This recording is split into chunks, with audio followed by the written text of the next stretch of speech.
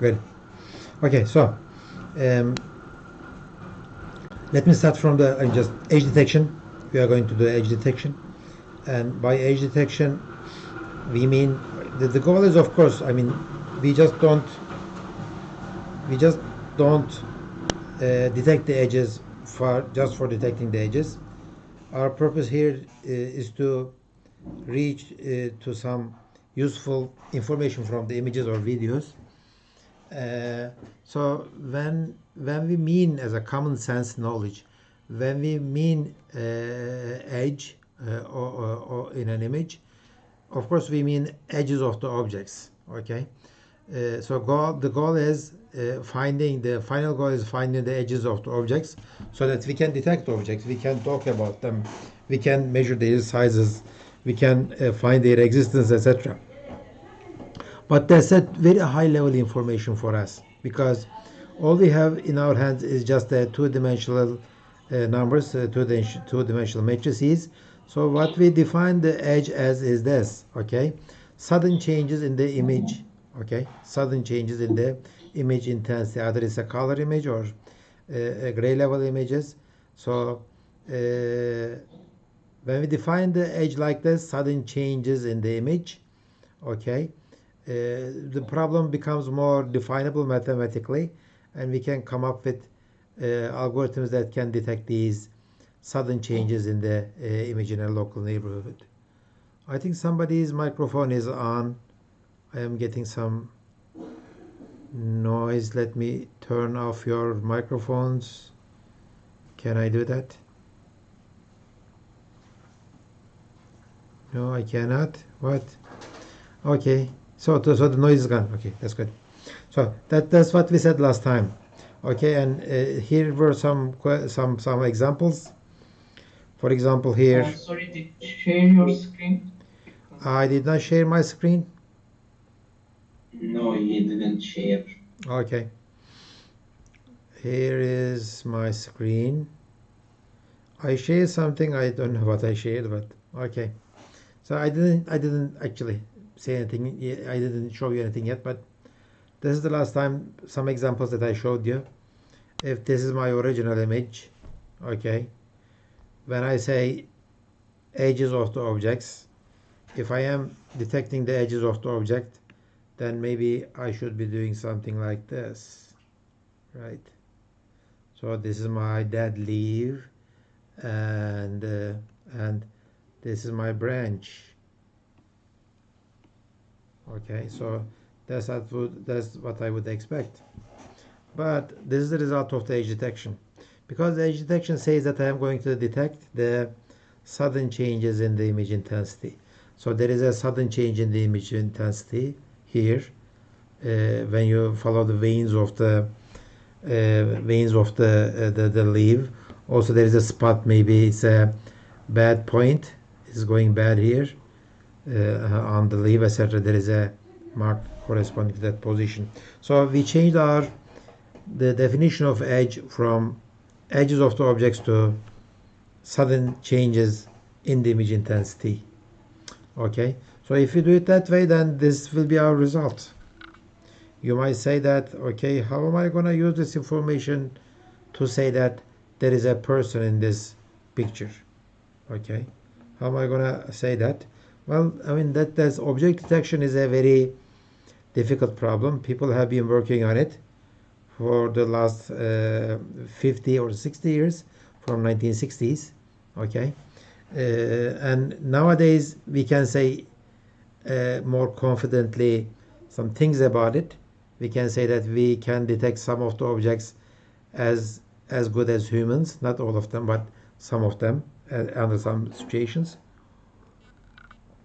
So that's not an easy question to answer. I mean, how do you detect that there is a person in this image? How do you say that there is a fence in this picture, etc. So we are not going to talk about that when we say we are going to detect the edges. We are going to detect the edges with the definition edge is a sudden change in the image. That's why when you say sudden change in the image, derivatives will be very, very useful. Why? Because derivatives measure the change, right?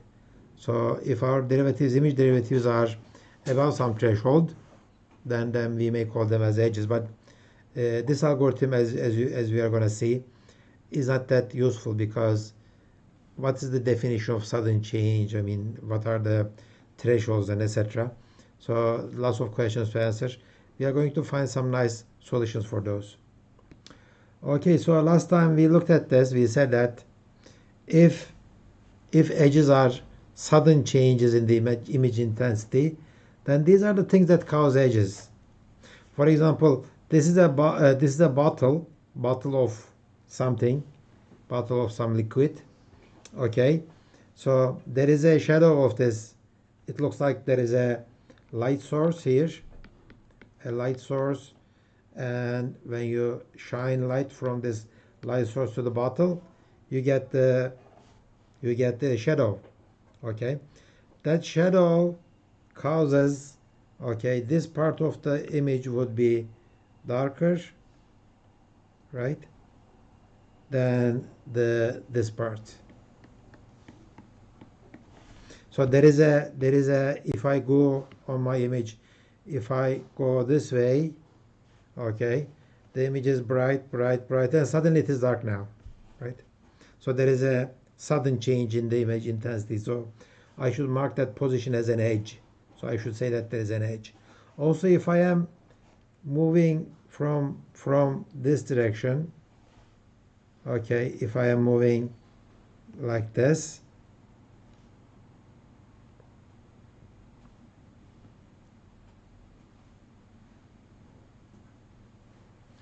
okay, if I am moving like that, when I hit that the painting of the letter, I see a sudden intensity change. So what did change on my image? Okay, of course the intensity changed, but in the real world, the surface reflectance of this bottle has changed. So somebody printed a letter on it. So definitely this one doesn't correspond to any objects. This one doesn't correspond to any objects, because this is just a shadow. Shadow is not an object, right? This is just an image printing. Okay, it is not an object. Okay, so that's the second thing. So surface color discontinuity, illumination discontinuity, or if I do this, if I move this direction, okay, as soon as I move from this point to this point, the intensity of the image is going to change. That's because depth discontinuity. Okay, I mean the depth of the blue point and the depth of the green point are definitely different.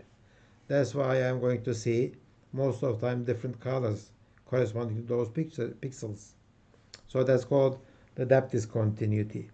And we have here, although let's do the same thing again.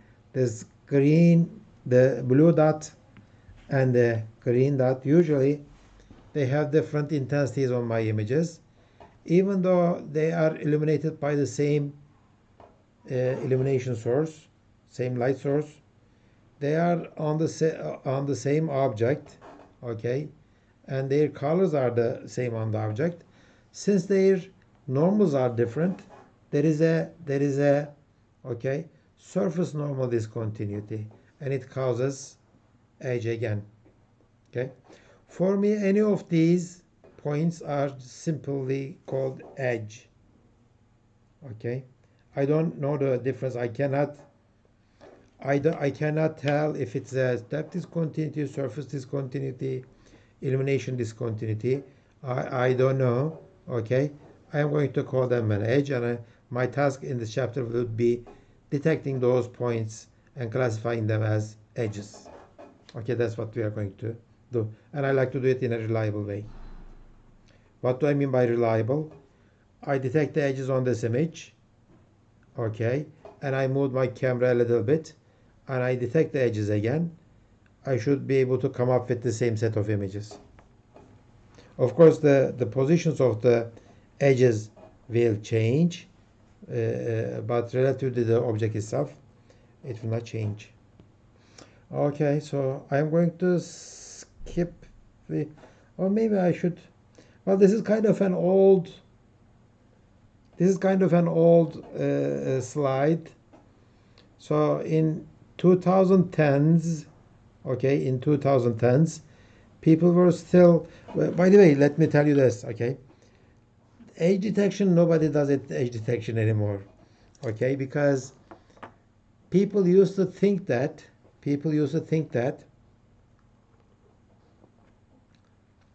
detecting the edges should be the first step of object detection. You detect the edges, you cluster them together, and you form some kind of a statistic out of these clusters, and you feed them to some machine learning algorithm, and machine learning algorithm tells you the object type, object class. That was the idea in 2010s. Before then, again, you detect the edges. From the edges, you try to form the parts of the objects. From the parts of the object, you form the object themselves. Okay, before the 2000, it was viewed that way. So whatever you do, you always start with edge detection before you do anything. Before do anything semantically more higher level. That was the case. But nowadays, as I said, nobody is interested in edge detection because there are ways that doesn't require any edge detection, any clustering, any unsupervised learning. It is all done with deep learning. So why are we learning these? Because I like to teach you the edge detection techniques, because next is going to come the special point, interest point detection, like SIFT and SURF and Harris corner detection, etc. Okay, those are still used, and those are there are very good theories about them, and we should learn them for our later processing when we come to shape from motion or shape from stereo, etc. We will be talking about them, and this is kind of the history of the computer vision. We should know about them, because when people invent something new, they talk about edge detection. They say that, okay, in edge detection days we used to do this, now it corresponds to this and this and that kind of stuff. Okay, so as you see, people started doing edge detection from 1965s, 1960s. Okay, so we are going to look at this sobel edge detection and prewitt edge detection. So those are all the edge detection techniques that were invented before anybody was born in this lecture, including myself. So those are very old, but those are still valuable because they will let me talk about this edge detection thing.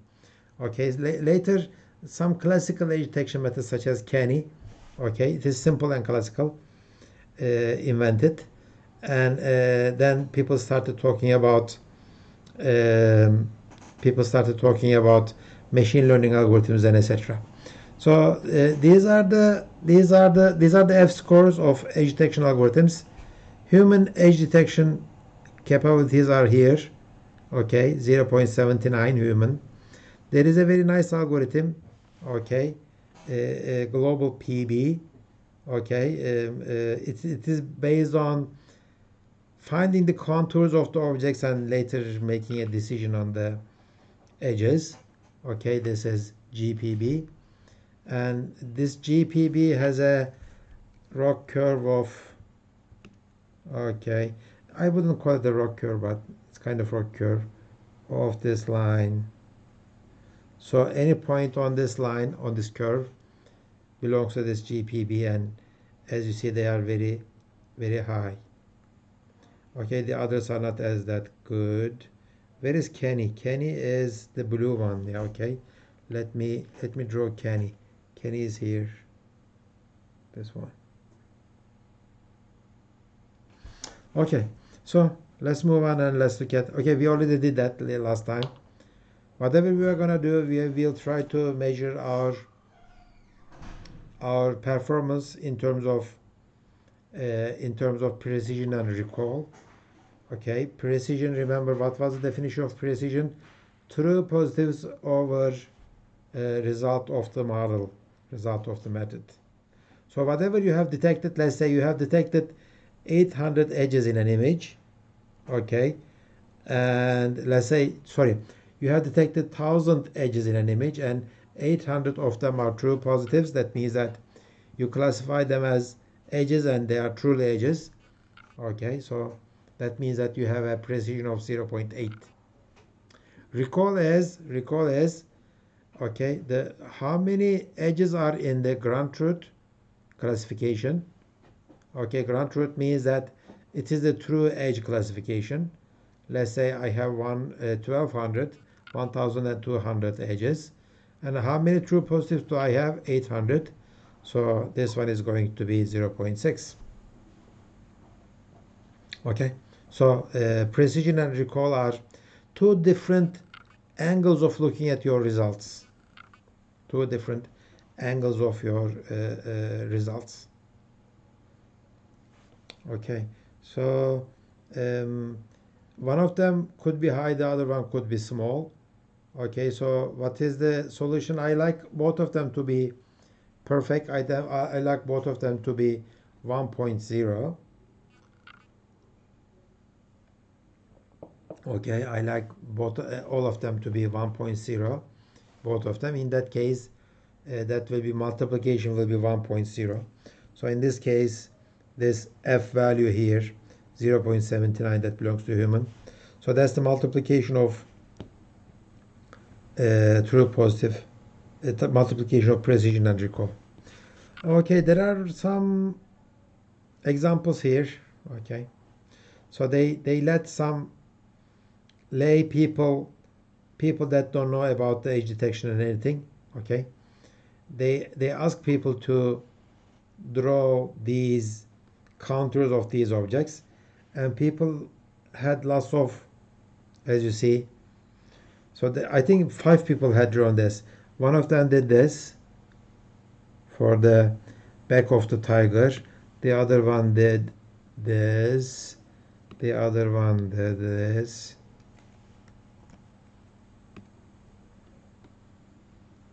Okay, and somebody else did. I am sorry, I used black. The other one. Anyway, so the humans, they don't agree with each other.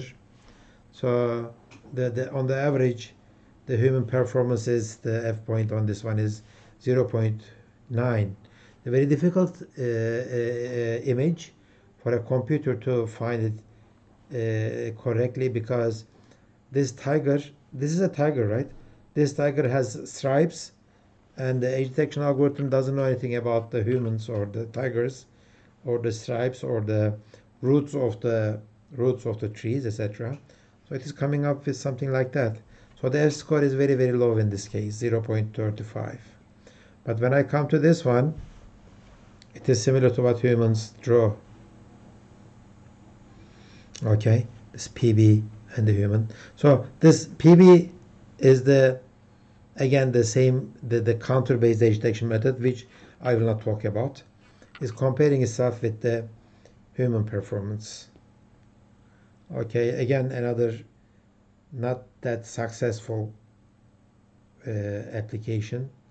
So it doesn't know there is no way that it can recover the legs of the giraffes.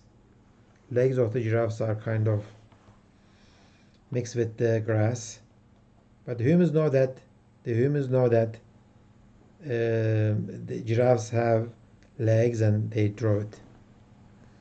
Okay, so let's go back to our definition and let's try to do this thing. So that's the definition. Discontinuity of intensities in the image. By the way, we will do our discussion on the gray level images, but generalization of what we are doing to the color images are not that difficult. Okay, so what's an edge? Discontinuity of intensities in the image. So we will talk about one-dimensional images a lot. One-dimensional images simply this.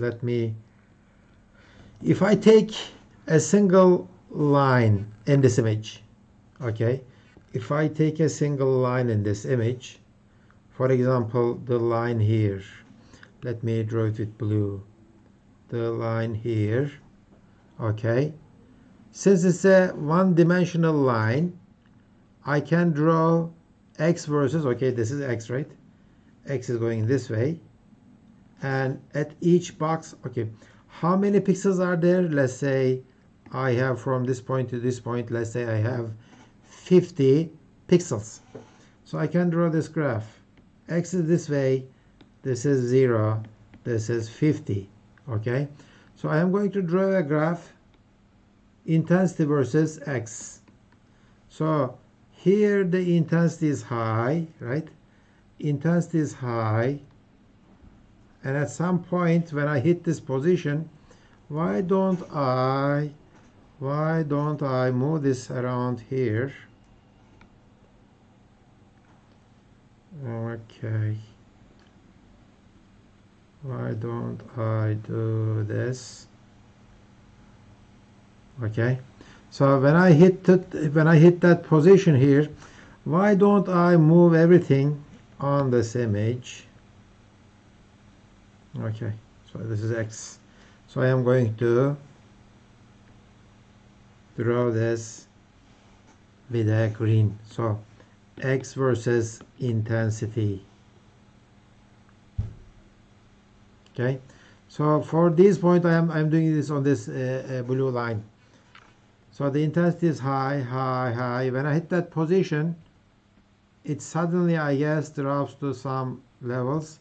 When I hit that position, it drops to very, very low levels, and it continues like that. So it's a one-dimensional graph, okay, on a two-dimensional, one-dimensional data drawn as a two-dimensional graph. Okay, so that's what we are going to do. So it looks like I have two sudden changes in the intensity if I walk along the x-axis. So maybe I can say that, okay, maybe I can say that this is an edge point and this is an edge point. Maybe I can say that, right? So on that blue line there are two edges. I could say that. So let's go back and let's try to understand this. We are going to see that there are four kinds of sudden changes of intensity in one-dimensional images like that. So we have seen two step edges on that blue line. Okay, sometimes it behaves like that. Sometimes the change is not that sudden. Sometimes the change is gradual, like this one. So this is called a step edge. This is called a ramp. This one is called roof, and this is a spike. And we are supposed to detect all of them. Okay, we are supposed to detect all of them. The position of the edges here. In this one it is here. For this one I can assume that it is in the middle, and for this one, of course, it is in the middle of the change. Of course, the change started here and it ends there, but I need to come up with just a single pixel that says that this is the edge point. For this one with the spike, maybe there are 3 pixels like that, but I'm going to say that I have only a single edge that corresponds to that red point. Okay, so let's see the examples. This picture taken somewhere from internet, maybe. I used to know where this photograph is taken. I think it's a French building, maybe. Is this guy French? He looks like French or Italian, maybe Spanish. And the building looks like a French building. Anywhere, I don't know anyway, what that is. And these are definitely pebbles from a river. Okay, whatever it is. So I'm going to do the age detection on this one. Of course, it's a color image, but let's see it as an intensity image, gray level image. Okay, as a gray level image. And let's try to see the examples of those profiles. Again, this box here, and I magnified it, and I am going to pick a line, pick a row from this image, and I'm going to show you. Okay, so the first part is just a constant window, and there is a change, and then there is another change. The one. Okay, how about this one? This one, there is a surface discontinuity. It starts with, I guess it starts with a high. Let me use a more contrasty color. Maybe the red, maybe blue. Yeah, it starts with a constant color, then it suddenly drops, and it kind of increases after that, right? So intensity versus x. So there's kind of a step edge, but later there is a gradual increase in the intensity. Okay, any questions so far? Any questions? Okay, what else? Let's look at this one. Interesting, right? Here. If I try to draw, let me try to draw this as a separate thing. I am going to pick this line. So it starts at very low intensities, but it is doing this, right? Then suddenly it just jumps and it does that, and then it drops and it does that. So two step edges. Okay, but always, for some reason, I think I was trying to be clever. For some reason, I always chose lines or the rows. How about if I pick this? If I'm going to pick this one. Okay. Okay, so I'm going to pick a column, not a row. And let me draw this at this part of the slide. So this time this is going to be y, this is going to be intensity. Okay, so this is intensity 0. It starts with low intensities. When it hits this line there, it goes up, it comes back, and it goes lower, and it does that, and it goes up again, and it does that to the end of the image. Okay, so I have one step image and one spike.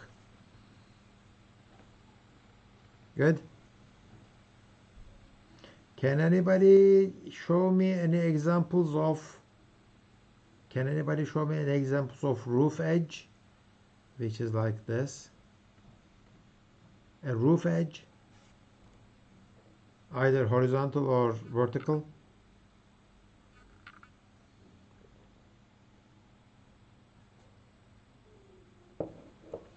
Do you see any roof edges?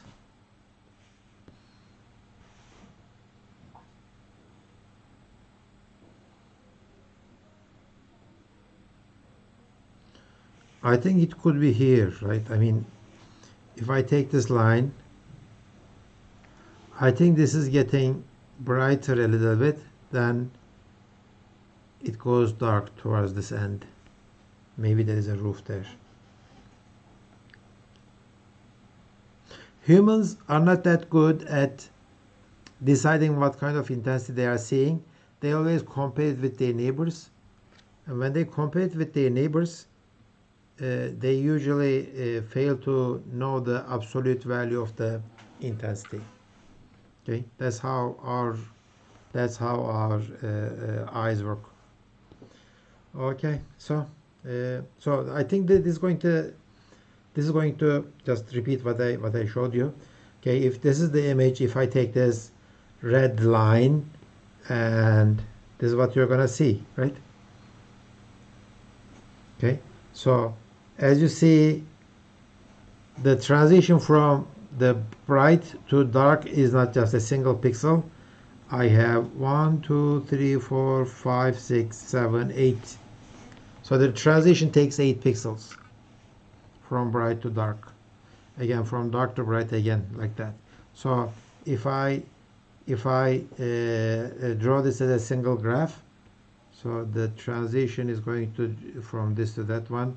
So it's going to be 1, 2, 3, 4, 5, 6, 7, 8 pixels. So where is my edge? Where is my edge pixel in this one? My edge pixel is going to be maybe this pixel here, that pixel. Let me try to, okay, 1, 2, 3, 4, yeah, this one. That one is going to be my pixel, edge pixel. All the others are not edges, okay? They are in the middle of the transition, but they are not edges.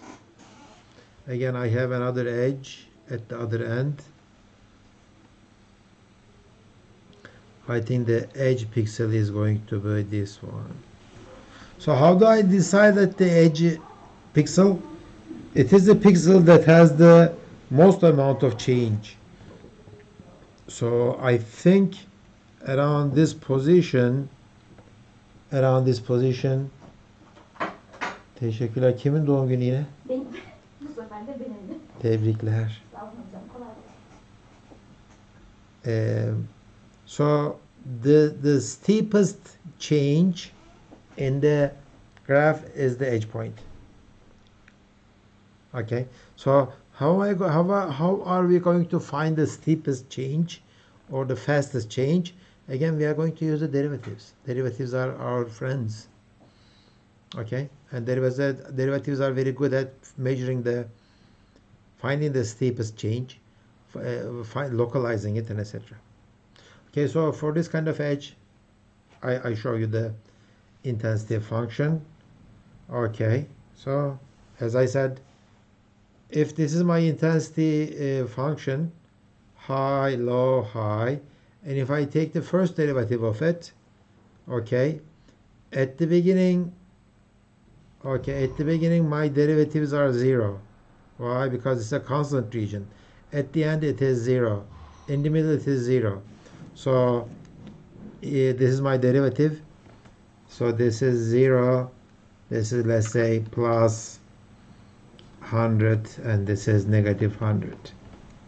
Okay, so it continues with 0. When I hit this change, my intensities are getting lower and lower and lower in a very fast way. So my derivatives are less than 0. So there is a change towards the negative, towards the smaller values. So at this point between this point and this point, okay, all the derivatives, let's say this is function f. Derivative of f with respect to x in this position will be smaller than 0. That corresponds to this area here. And at this point here, the change is the maximum. That's going to correspond to this point. So this will be that. How would you find this point? Analytically, mathematically, how would you find this point using the operations that you know from the calculus? One second derivative. You would take the second derivative of the function, or you would take the derivative of the first derivative, right? So it's kind of finding the peaks of this function, right? How do you find the optimal points of a function? This is the function, and I like to find this point and that point. So you would take the derivative of this function, but this function is the derivative of this one. That means that you are going to take the second derivative of this function, intensity function. So we are going to take the derivative of this image row, second derivative of the image row. That will find us the edge point. Okay, that's convenient, that's very good. Okay, in theory, that's a very good way of doing it, but in practice, we will see some problems with it. So taking the second derivative of the image, both in x and y dimensions, is a good way of finding the derivatives in an ideal world, but we are not living in an ideal world. In our world, there is noise, and noise is causing lots of problems for the derivative operations. And we are going to see it.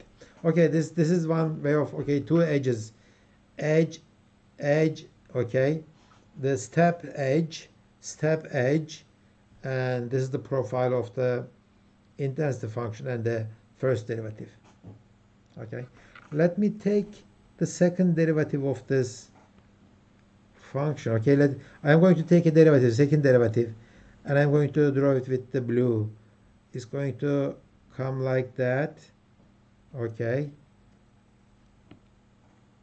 it's going to come like, I'm trying to use the red one, red color, red. So tell me, what should I do? I know that this is going to be 0, right? Here it's going to be 0. Again, this part is going to be 0 too. So what am I going to do? At this point here, it's going to make a maximum, right? And it should make a minimum. Why? Because this is the fastest increase point. This is the fastest decrease point. So I think it's going to be something like this. It's going to be steep up and down, and it will go way down. It will make an optimal there, and like that. Okay. Of course, this should be symmetric. I didn't do it symmetric. Let me try to do it symmetric, like that and like that. Okay, good. Okay, so the 0 crossing of the second derivative of this function is going to be my edge point. So this red is, let's say red is gx. Gx is partial derivative of f. Okay, the second derivative of f with respect to x, gx. Okay, good. So we will come to that later. Again, we are going to look at this method in a more careful way. Okay, so edges correspond to the extrema of the derivative is going to be the edge points. Okay, in real world, let's do this. Let's take this line, and this is the graph of the intensity graph of that line from 0 to 600. What is 600? Don't tell me what 600 is. Everybody in the chat window, I need to see how many people do I have. I have 22 people. I need to see 22 answers. What is 600? Two words. You're going to write 2 words. Everybody, without looking at the other people's, everybody type it. When I say enter, you're going to hit enter. Okay, write the first word. Efkan, I didn't tell you to hit the enter yet. Okay, don't read what Efkan wrote. Efkan, just delete it. Okay, good. So write the first word and the second word. Efkan, your answer was not correct because it is 3 words, right? So Yusuf doesn't know what to write in there, or Yusuf is aggregated. I don't know what that emoji is. Okay, hit enter now. Let me see what you are writing. Image width is the correct, picture width, position of the intensity with image width. Yes, image width is the correct answer, or width of the image if you like the width. Yep. Okay, 600 is like, yeah, 600 is width of the image. And why do I have this 0.8 kind of thing? Because I think they measured the intensity from 0 to 1.0 because this is normalized. Okay, so 1.0 is the highest brightness that you can have. So at line, I don't know, that line, let's say this is 600, column number 600, and also there are 600 columns and there are maybe 800 rows. So this is maybe row number 600 again. Row number 600 is going to produce this kind of an intensity profile. And you know that, right? I think so. Okay, this is definitely taken from the image. And it looks like, see, we found a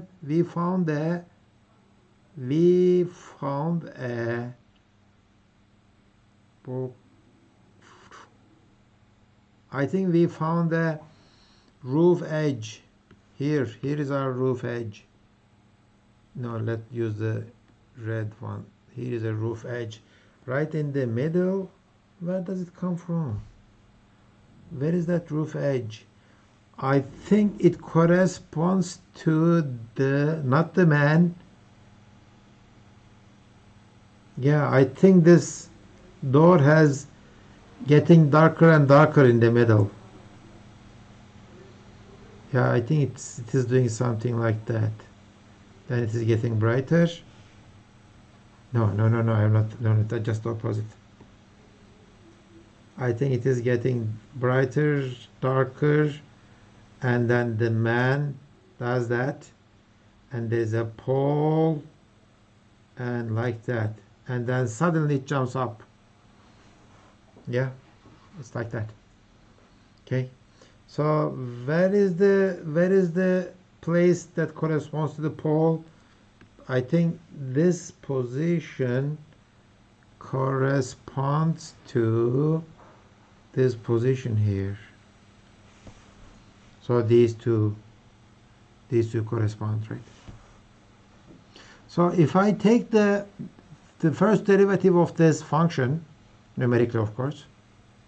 By the way, see this part, I see this as like a constant area, but it is getting brighter and brighter from this part to the end, right? It's nicely going up. And also I see some kind of a roof edge in there too. There is a roof edge like that. Okay, anyway, so let's take a derivative of this one and let's see what happens. Okay, nice, right? How many edges do I have? Do I see? I see 1, 2, 3, 4, 5, 6, 7, 8, 9, 10, 11, 12, and 13. Okay, I marked 13 of them. You might say, how come I did not mark these, this one and this one, and maybe this one and this one? Can you tell me why I didn't mark those red points? Can somebody tell me? Chase, I'm not in to mark as edge. I think there should be a threshold for change. Yeah, those are two small changes. You are saying that. But how about this one? How about this green point, or the one that I'm going to mark with black? Is this large enough? How about this one? Is this large enough? By the way, I have this one too. How about those black points that I just marked? It depends on your threshold, right? Pick a threshold. Okay. Take the derivative of image with respect to x. Okay. And if the absolute value of that one is smaller than some threshold, or maybe larger than some threshold, then you will say that there is an edge. I must say this. Yes, that's true. Okay, but this is an ideal world, very nice image, but images usually contain lots of noise. So let's add some noise. So let's look at this image. Nice image, right? It's smooth. Okay, smooth part and smooth part. But if I add some Gaussian noise to this image, I don't see that smoothness anymore. So the image is noisy. Okay, the image is noisy. So if the image is noisy, this is what you're gonna see. My intensity profile looks like this. And if you take the derivative of this one with our regular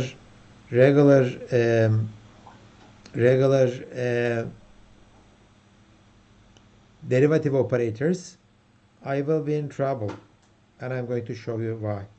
Okay, so let's say I have a f function like that in an image taken this. There is a nice step edge, and I see that there is some noise going on.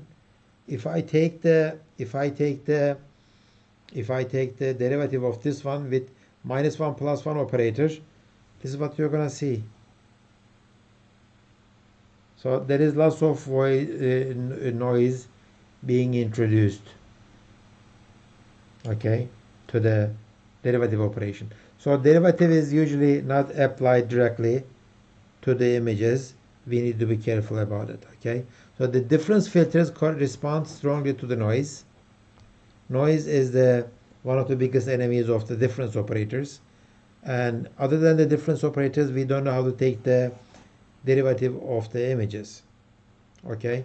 Larger the noise, stronger the response. So what can we do about it? And I think you know what we are going to do. Before taking the derivative, we should apply what? We should apply. We have to clean the noise. How do you clean the noise?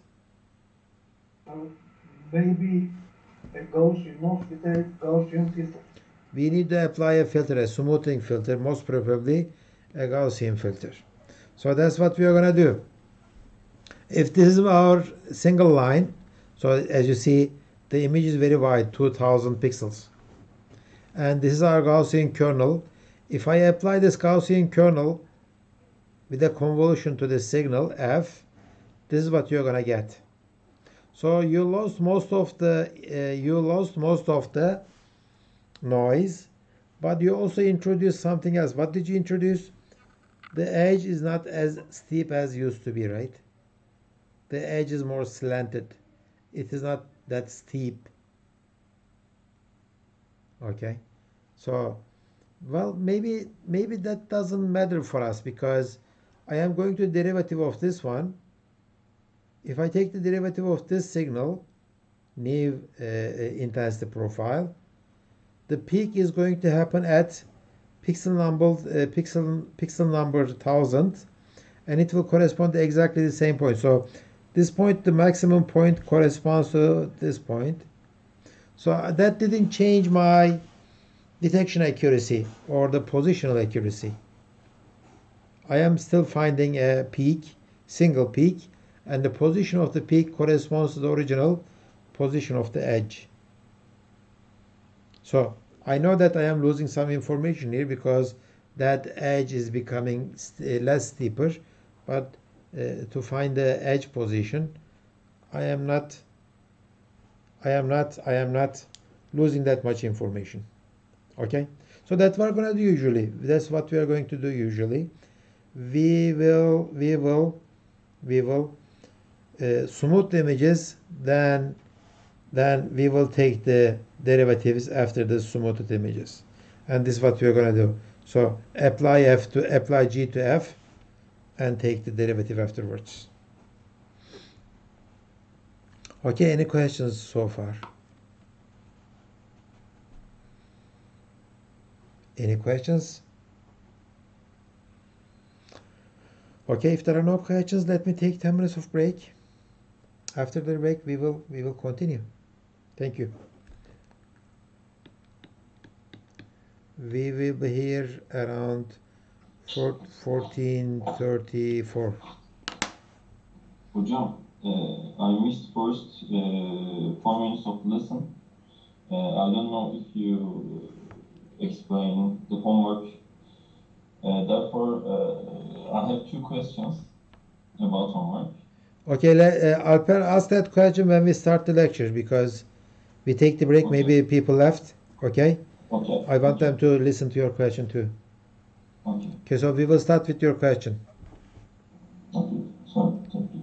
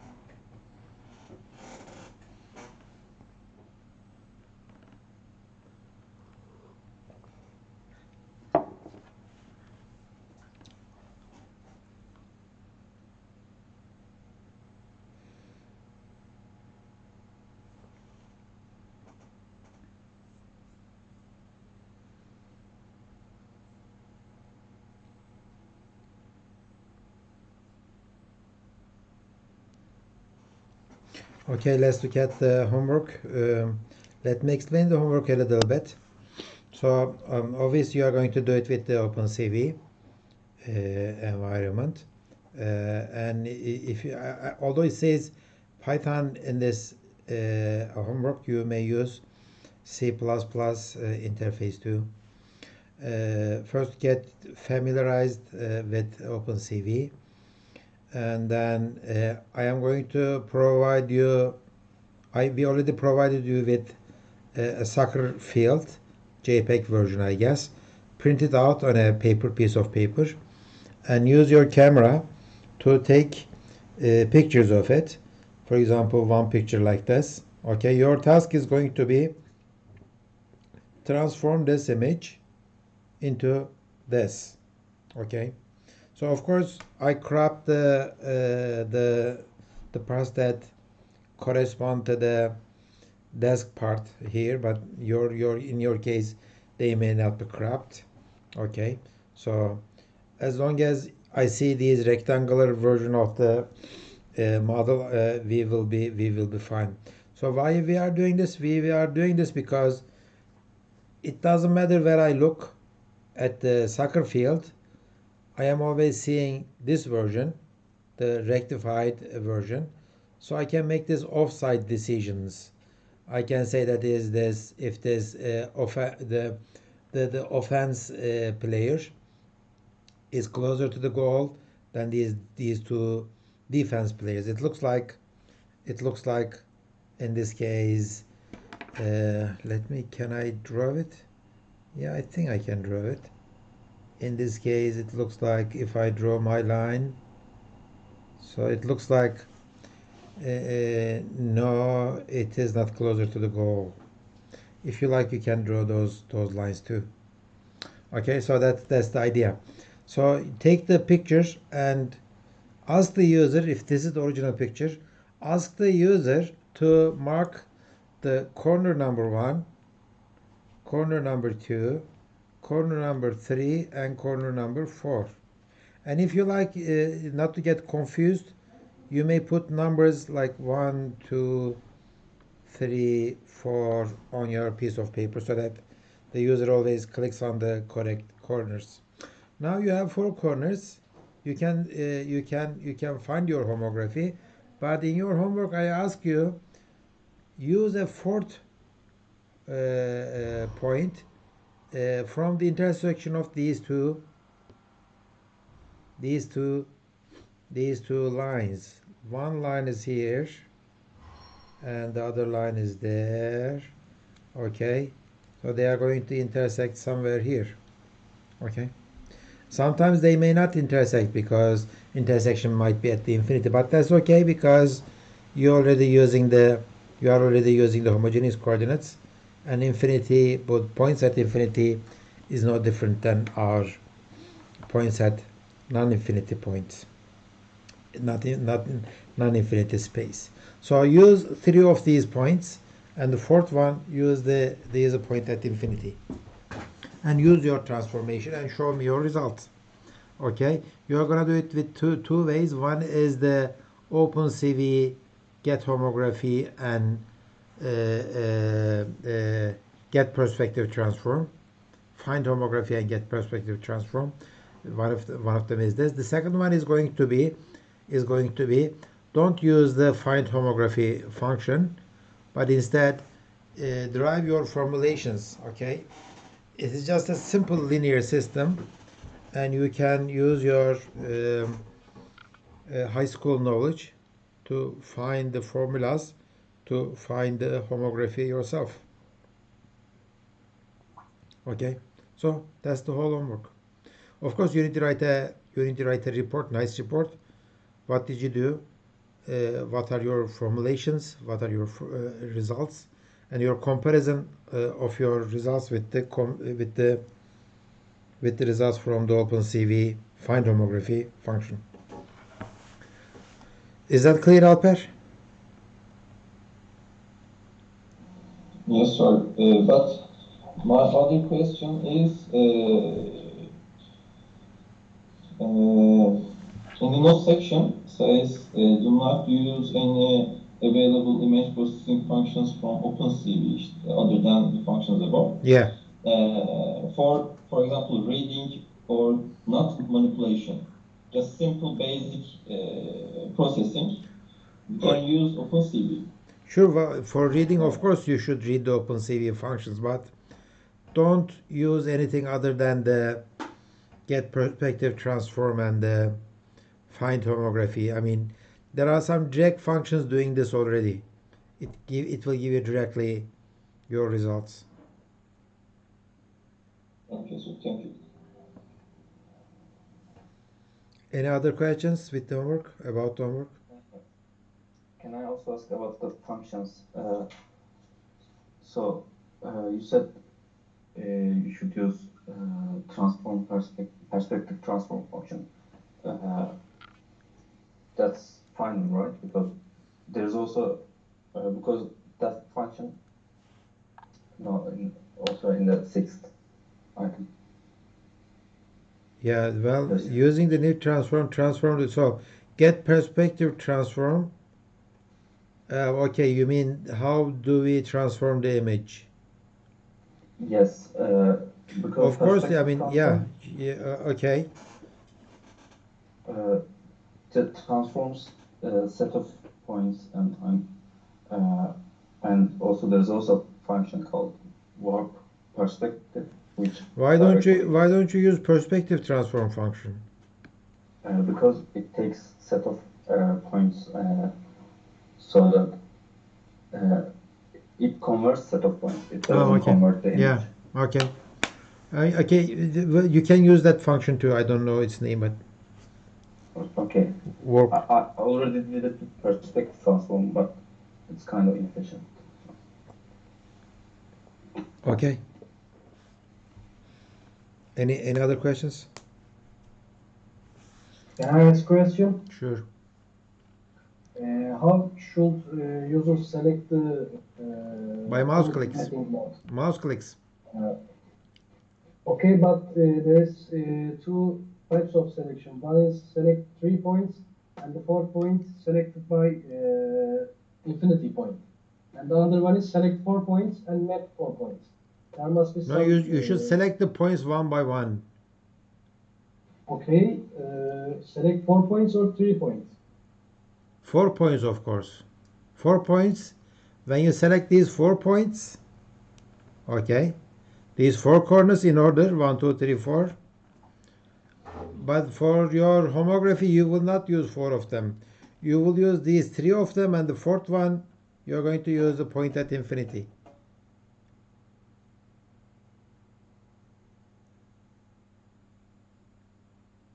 Understand? Okay. Okay. I want you to use the point at infinity. Maybe your results will be the same as using these 4 points directly, but I like you to experience the usefulness of the points at infinity. Okay?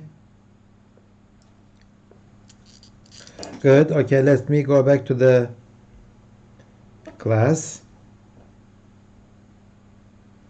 Okay, so this is what we do.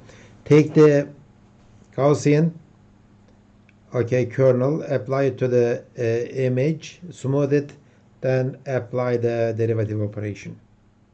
Okay, apply derivative operation. Some people say that, we already know that convolution is associative. What do I mean by associative? Doesn't matter if you apply the derivative operator to the f convolution g or apply the convolution to the derivative of the g. Doesn't matter, it is the same thing. Okay, it is the same thing. So what do? They say that why don't we apply the derivative operation to the Gaussian function, and later when we get the Gaussian function, we can apply this Gaussian function to the image itself. So when you apply the derivative operation to the Gaussian function, what would you get? You would get this.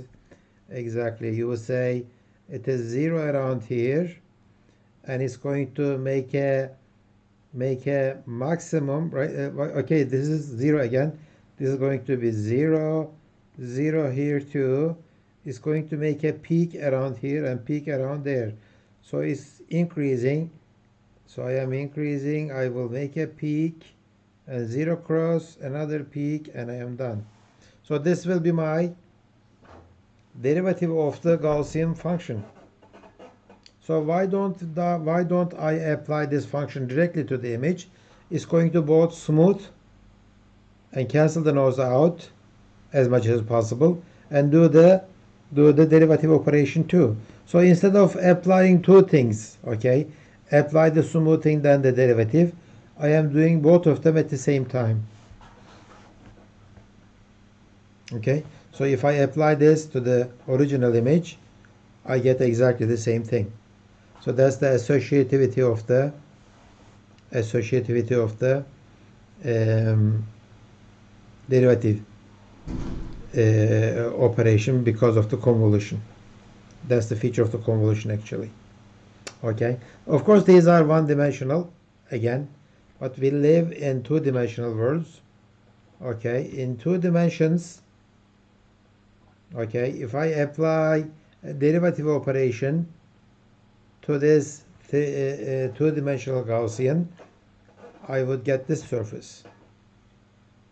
Okay, if I take a slice out of this, along this dimension, I would get this. Okay, so it's going to be like, it's going to be up, up, up, up, and dot, dot, dot, dot, like dot, dot, like that. Okay.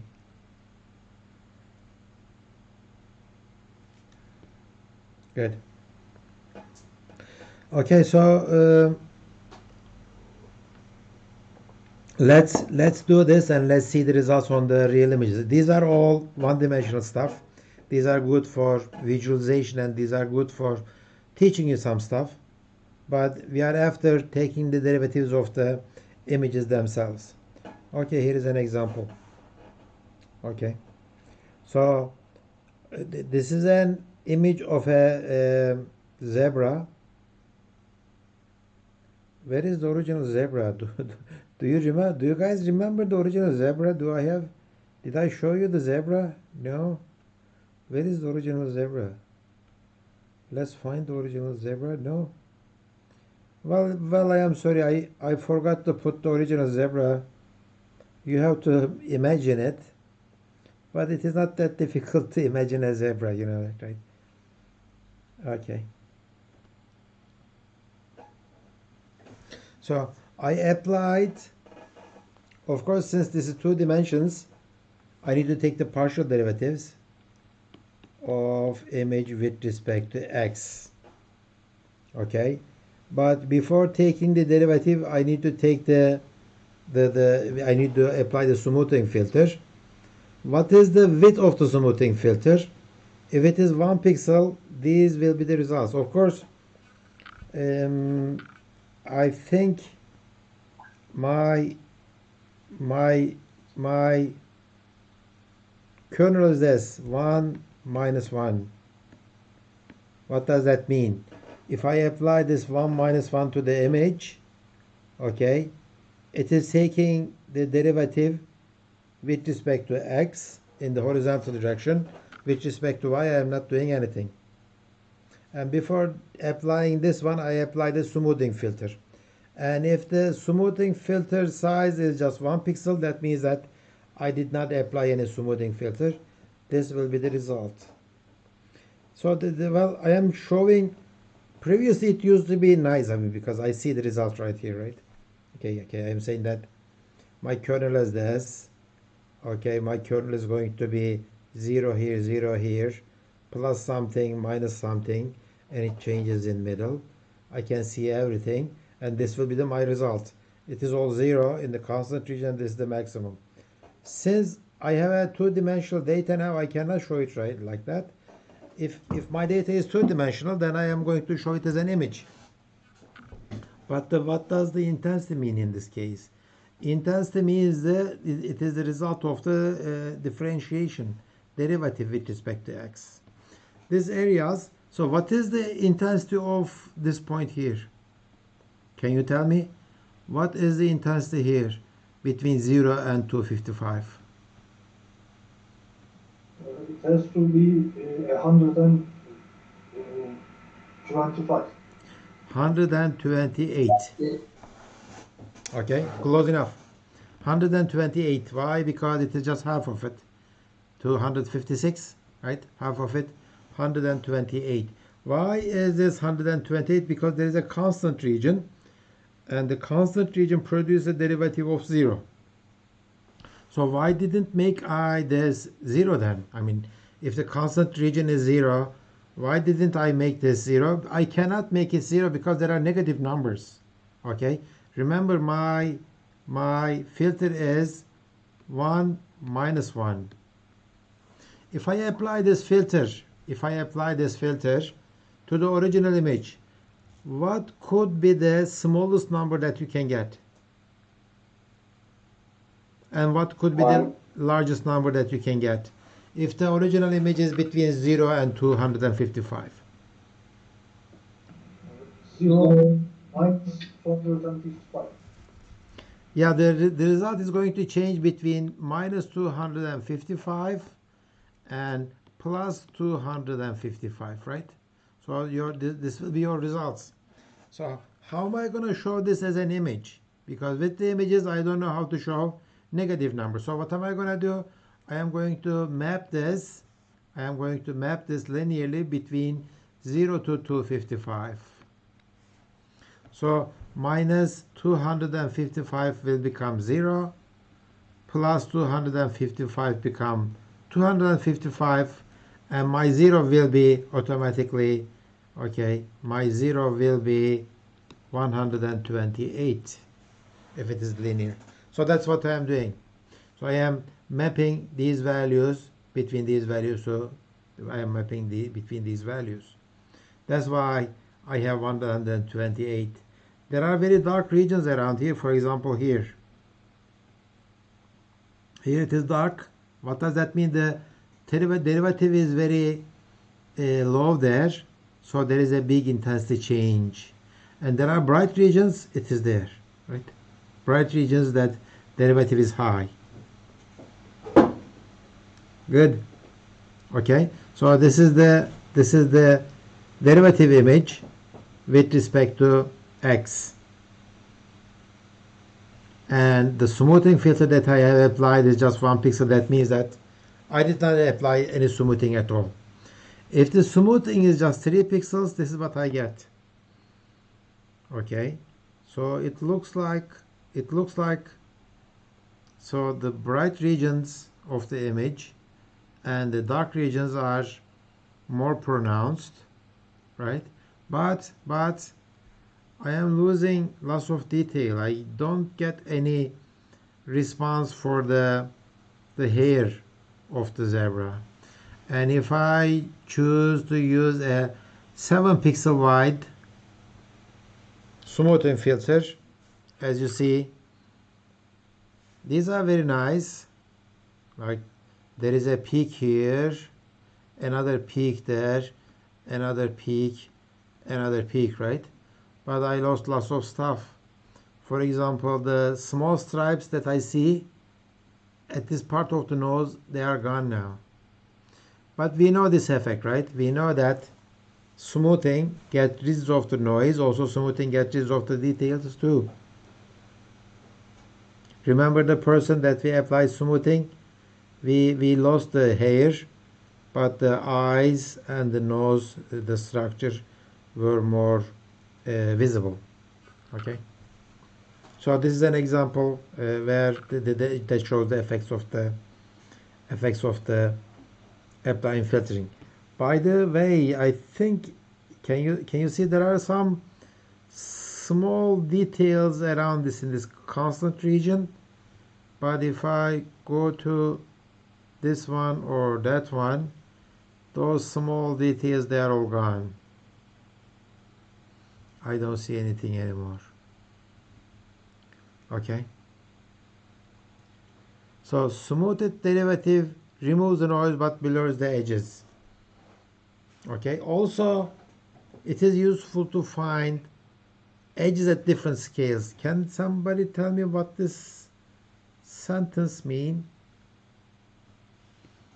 Edges at different scales, what do I mean by that?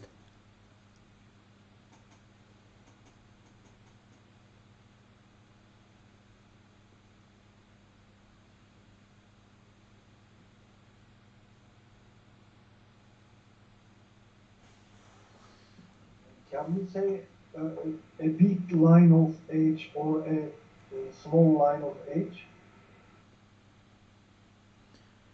Yeah, I think we can say that instead of saying line, maybe we could say an edge that belongs to a larger structure, maybe. Yes. For example, the large structure in this picture is the nose itself, right? As you see at this point here, there is this large negative image derivative region. It corresponds to the left side of the noise, but I don't see it. I don't see it as strong as. I don't see the same effect on the first image as strong as the third image. Okay, but the first one is responding to even the smallest, tiniest, thinnest stripes, right, like that. See the blacks and the whites, but I don't see anything about them in the third image because all I see is just the nose itself. Okay, so applying larger filters is good for removing loss of noise, but it's going to remove loss of details too. Okay, so we are going to take the derivatives. We already have seen these, no problem. Taking derivative means that in the classical calculus, taking the limit by adding this infinitesimally small value to fx and dividing by it. But in discrete world, we don't have such very, very small values. We have the smallest one is just 1 pixel wide stuff. Smaller than that is 0, and this epsilon is never going to be 0, right? That's the trick with the limit. So between 0 and 1, I don't have anything, so I am going to use 1. So that's how we take the derivative, and that's the backward difference, forward difference, and the central difference operators. And what is the difference between them? Actually, the difference between this one and this one is wider, so it is applying some kind of a smoothing filter.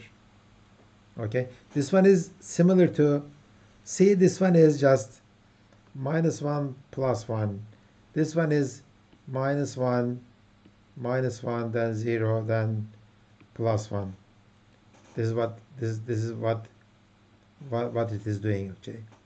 Okay, this is what it is doing, but I think it looks like maybe something like this. And by the way, before this and after this there are all zeros, so it looks like maybe like this, like the derivative of the Gaussian, right? Similar to that one, derivative of the Gaussian. So this one is kind of applying the smoothing filter first, then doing the derivative. Okay, so and as we said before, we live in the two-dimensional world in the images usually. That's why we are going to take the partial derivative with respect to x and y. Okay, and for this backward difference or forward difference operator, okay, forward difference operator here, this is the operator that takes the derivative with respect to x, and this is the operator that takes the derivative with respect to y.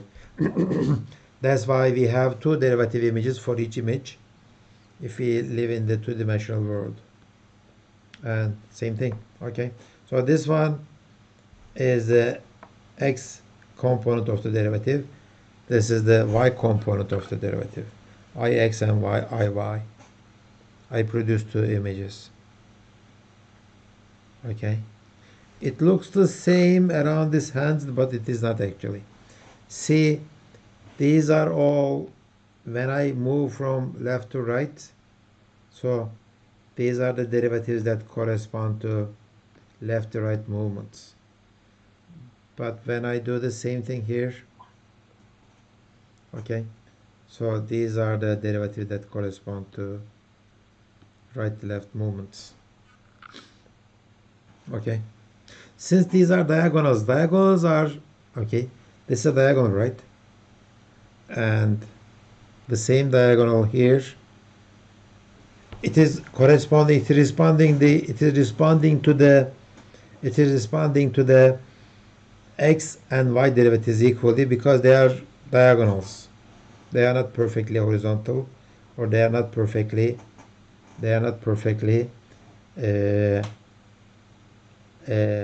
vertical. How about this line here?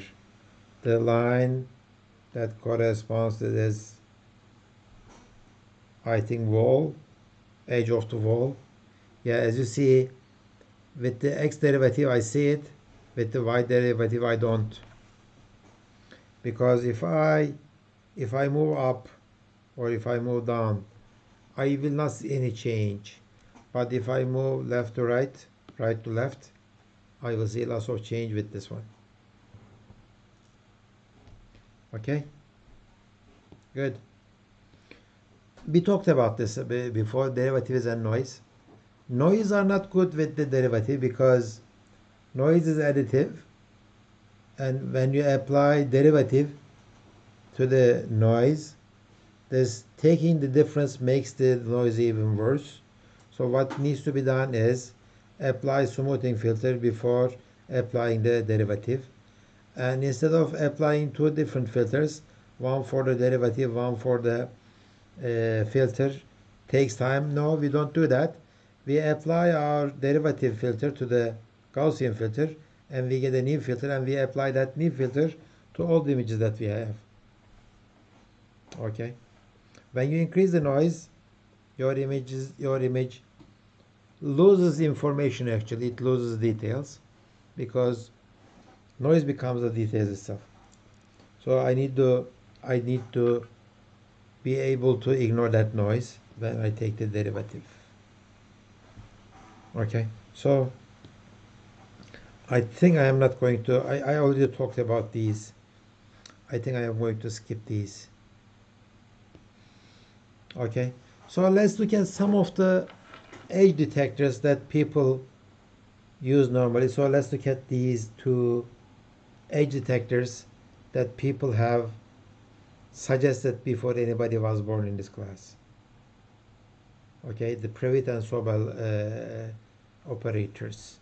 Okay, both of them, they will give you two kernels, one for the x operator, one for the x derivative, the other one for the y derivative. Okay, so this is the prewitt edge detector. This is what it does. Prewitt says that I am going to smooth the image with this filter. Okay, and I am going to apply this filter to detect the edges. So 1, 0, -1. Smoothing and filtering. And then we say that why are you applying it at two different times? Apply this filter on this one. Just do the matrix multiplication. Okay, if I do the matrix multiplication, 1 times 1 is 1. Okay, 1 times 0 is 0. 1 times -1 is -1. Then 1 times 1. So what I get is this matrix. This is the matrix that includes smoothing and taking the derivative in x direction. And if I do the same thing,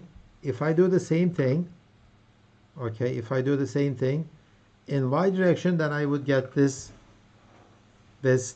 kernel. So prewitt proposed this edge detection technique in 1960s, and it was a good operator. It was very simple. During those days, the important thing is the computational cost, because in 1960s your $1 million computer was weaker than our dumbest cell phone. Okay, so they didn't have the memory, they didn't have the CPU power. It was very important to have very efficient code on the running on the running on the images, efficient code on the images. Okay, so instead of applying two different filters, a single filter, and small filter actually, they should do the trick, prewitt operator. Okay, but this one will produce only the gradient in the x direction, and this one will produce in the gradient in the y direction. Okay, that was one way of getting the gradients. Then there is another one, sobel say that, okay, remember this one, smoothing filter and smoothing filter. Don't use a box smoothing filter, it has some bad effects. What are the bad effects? Okay, it is not symmetric. Okay, it is not frequency wise. In the frequency world it doesn't behave very well, and etc. So give more weight to the center, that's the sobel edge detector. Okay, apply it to this one and get this one and this one. So the difference between the prewitt and sobel are just make some of the ones twos and make some of the minus twos, minus ones, minus twos. That's it. Okay, so I have two set of gradient operators, and after that this is what I do. Take the image, produce two images, one is the x derivative and the other one is y derivative of the image. Now you are going to have two images. Take the squares of those images, add them together and take the square root. So this will be the gradient magnitude image. Gradient magnitude image. Okay, so I am getting a single image out of this one. Then I apply a threshold, say that anything above 50 is going to be edge, and I will get the edge. That's going to be sobel edge detector if you use these operators. If you use 1, 0, minus 1 operators, then it's going to be prewitt edge detector. Okay, prewitt edge detector. And this is an example. This is I dx, I dy. I get these. Take the squares and plus and then the square root. And this is the gradient magnitude image. 0 is the smallest one, 255 is the largest, and my threshold is 100. Anything above 100 is going to be my edges. So this is a binary image. It's either 1 or 0. If it is 1, it's an edge. If it is 0, it's not edge. So it doesn't look very nice. Why? Because it missed lots of edges around the fence lines, right? I don't see many pixels that belong to the fence lines. That's one problem. What is the other problem? What is the other problem?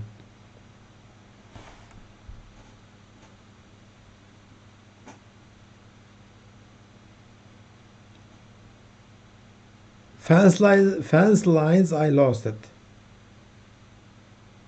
Okay, some of the important stuff I lost it. The others are what?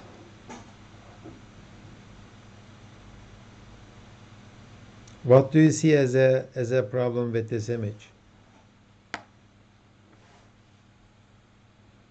We see some sparse marks, like dots. Yeah, I mean, these are very disturbing, right? I mean, could this be an part of an object? Just a single pixel? Yeah, that's bad too. Okay, that's good. What else? I am talking about this part, okay? If I am talking about the edges, what does the edge mean? Edge means that sudden changes in the image intensity. So if there is a sudden change while I am working from left to right, if there is a sudden change, why did I mark 3 or 4 pixels on this line as an edge, right? I marked 1, 2, 3, 4 pixels as an edge. The better thing would be marking the center pixel only as an edge. So these edges are too thick. Okay, these edges are too thick. There are some isolated edge points, and if they are not isolated, then the edges are too thick, and I lost lots of details. Maybe if I lower my threshold, if I might lower threshold to, let's say, 50, I am going to get lots of them back. Okay, maybe I will see these nice fence points, right? But in that case, maybe these isolated dots will go away, and I will find. But in that case, these thick edges will be even thicker. That's not going to be good. So it is not a matter of let's lower this one. We should do something else. Okay, so if you do the simple thresholding, you'll get hurt, and that's what we're doing during the 1960s. Okay, any questions so far?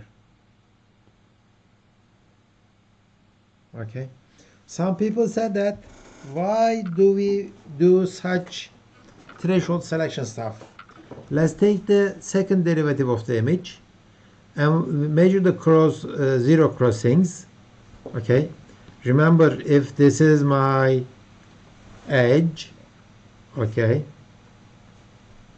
and instead of just taking the first derivative, and the first derivative is going to be like this way, okay, first derivative requires you to choose some kind of a threshold, and you will say this is my threshold, anything above is going to be my edge. No, if I do that, I would have to choose all the pixels within this box.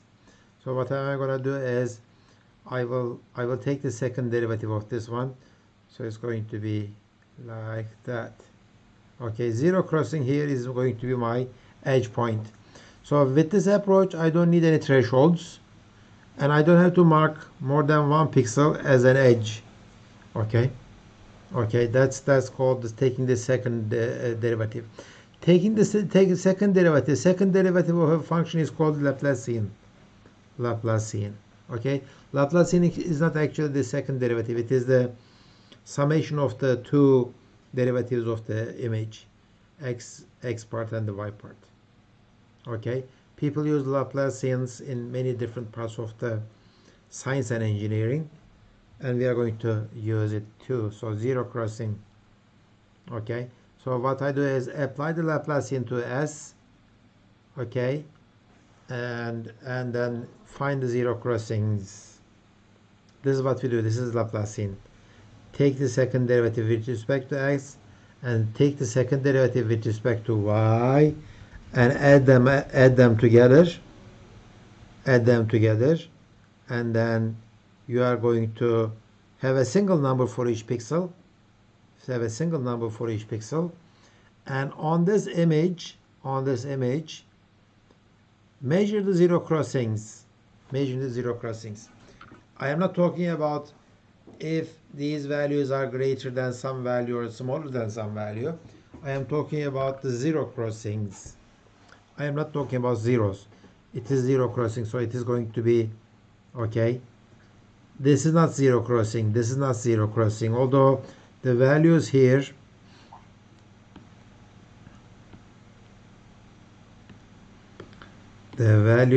are zeros. This is zero. This is not a zero crossing. But here it's a zero crossing. It crosses from positive to negative or negative to positive. I need to find them. So image Gaussian filter it will get rid of the noise and take the first derivative and the second derivative.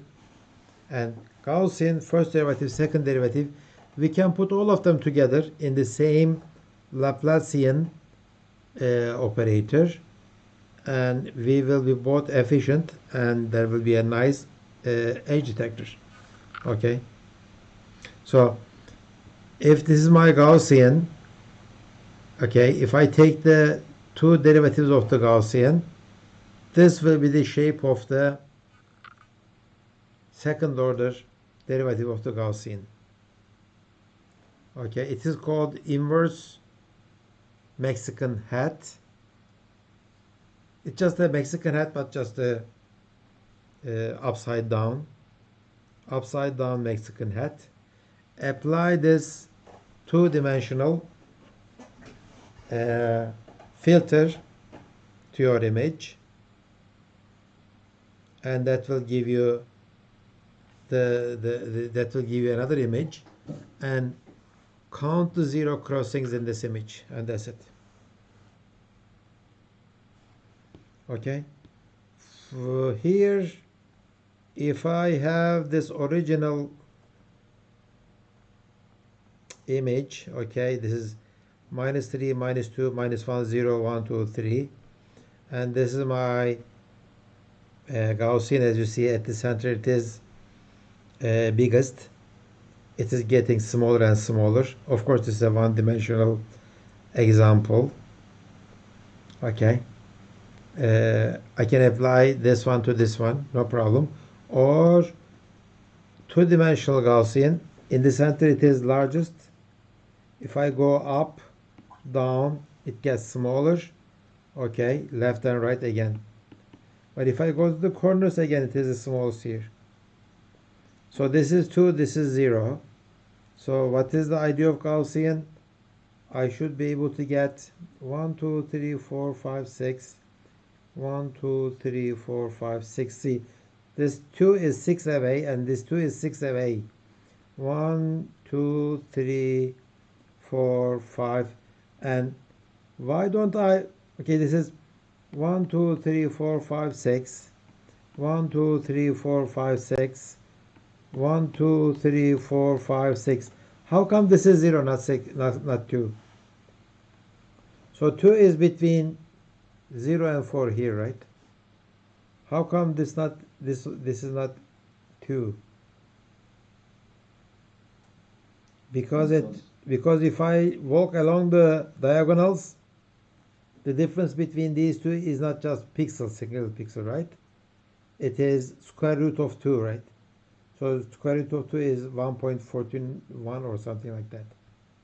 So this is a greater distance. That's why. So it's nice. Everything is working. So sigma of 2, and this is my 2D Gaussian. Take the second derivative of 2D Gaussian. Okay, LOG filter. Okay, Laplace of Gaussian. Then I would get this. As you see, positive, then it is becoming negative, then positive again.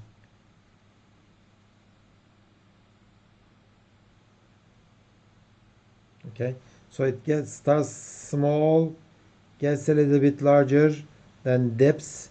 So it is kind of doing this.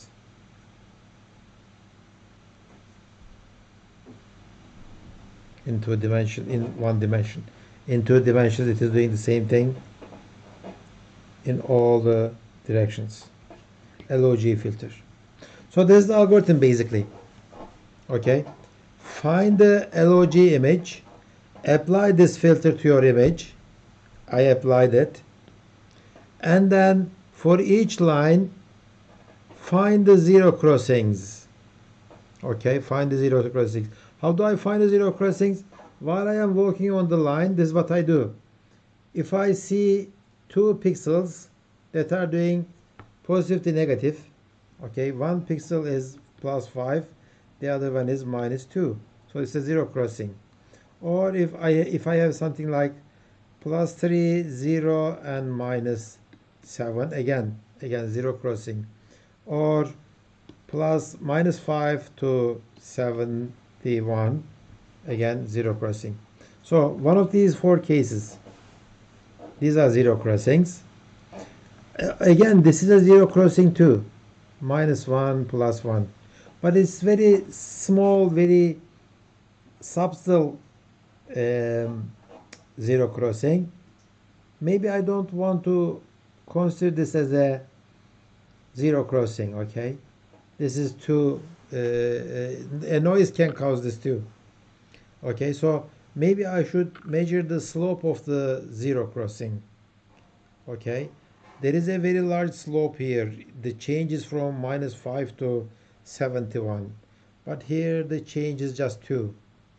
Okay, so I said that maybe we shouldn't use a threshold in the image gradient, but in this case I am going to assume some kind of a slope threshold for the 0 crossings. Okay, so to mark an edge, find the 0 crossings and compute the slope of the 0 crossing and apply the threshold, and you say that, okay, this is my edge. That's what I do. Okay, good. Any questions so far? Can I show you some? Yeah, okay. This is one example.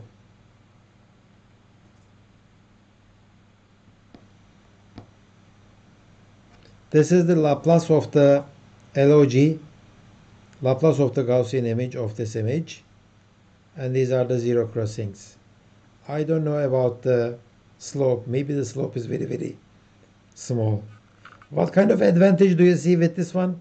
There are good things and there are bad things, okay? So let's start from the good things. We did not use any threshold. Okay. That's a good thing. What else? Tell me what you see as good on this image. We can see the edges as 1 pixel. Yeah, the edges are like 1 pixel wide, like that.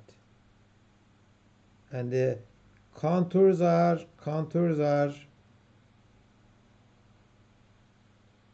nicely follow each other, right? Like that, see? I just go on and on and on. That's nice, right? That's good.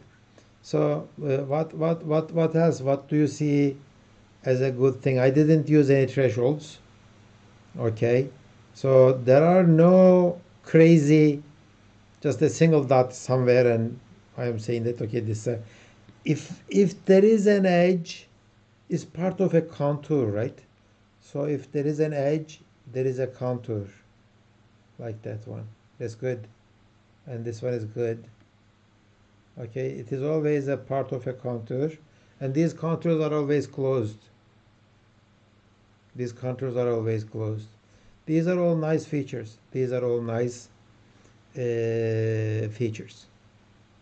Okay, if I need to get rid of some small details, then you would apply more Gaussian filters, and that will be fine. Okay, let's take 10 minutes of break. After the break, we will continue with the rest of this edge detection stuff. I hope I can finish this up. Okay, let's be here around 15:35. 10 minutes.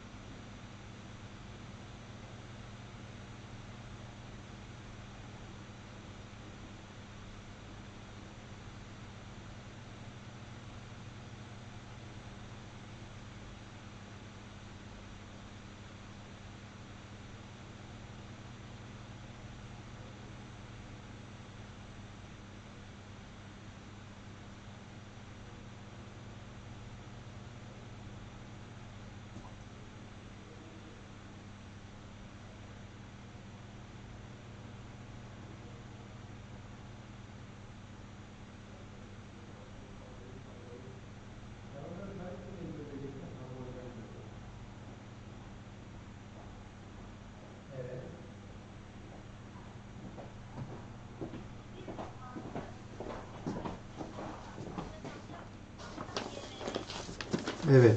Önemli olan TÜBİTAK.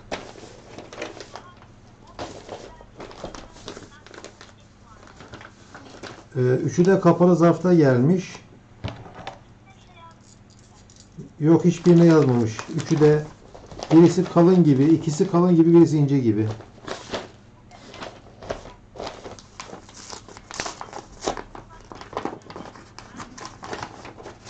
Şimdi aşağı üstüne TÜBİTAK yazıyor. Tamam, açtım. İçine TÜBİTAK yazdı.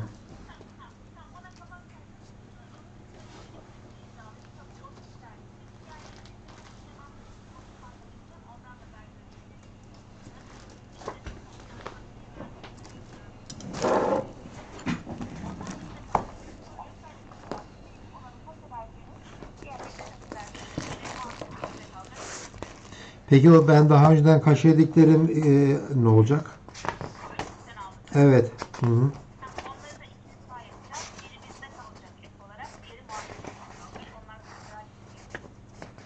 Ha, onların acelesi yoktu yani o kadar.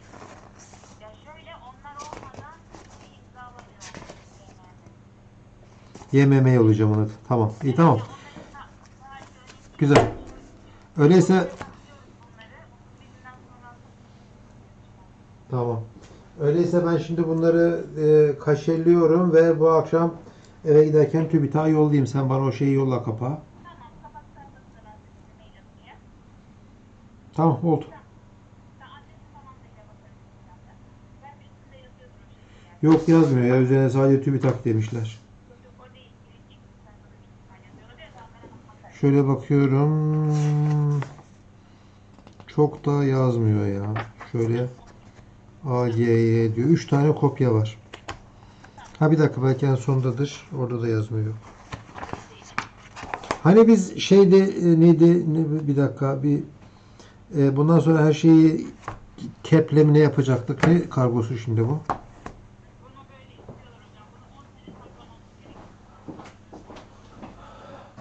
Tamam, 10 sene ha.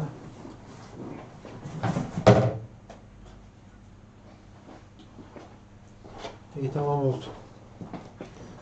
Ben kaşelemeye başlıyorum. Görüşürüz.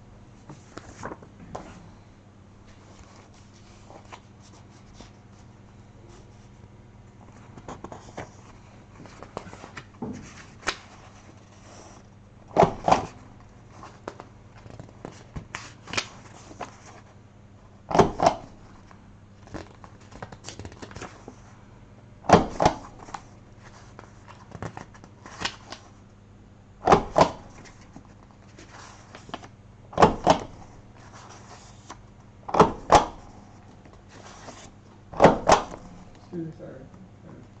Sir, where is the office of head of department? Munir and Tashkira. Who again? Munir Tashkira, head of department, What department are you looking at? computer engineering. What? Computer engineering.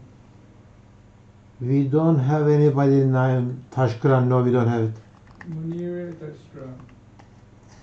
Computer engineering? Yes. We don't have anybody like that. No. Okay. Why do you need it? I want to give a partition to him. You want what? Partition. I want to give a partition to him. We don't have anybody like that. Are you our student? Yeah. Computer engineering student. Maybe you should talk to the secretary. Talk to the secretary. The next office? No, it is at the other corner of the building. At this floor, at the other corner. Okay, thank you.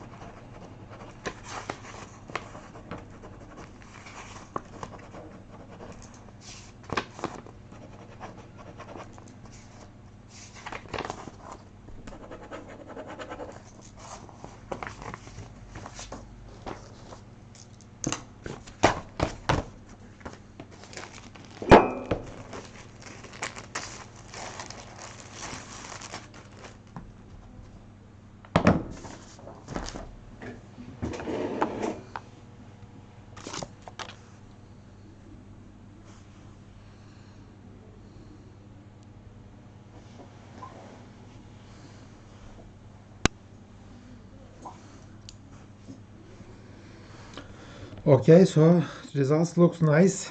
We didn't choose any thresholds other than the slope threshold. This is good. Let's look at the bad parts actually. I don't know the difference between these detected edges. I mean, which ones are more reliable, which ones are not. They are just edges. I mean, I don't know the strongest ones. Maybe if I apply a larger smoothing filter, I can get rid of some of the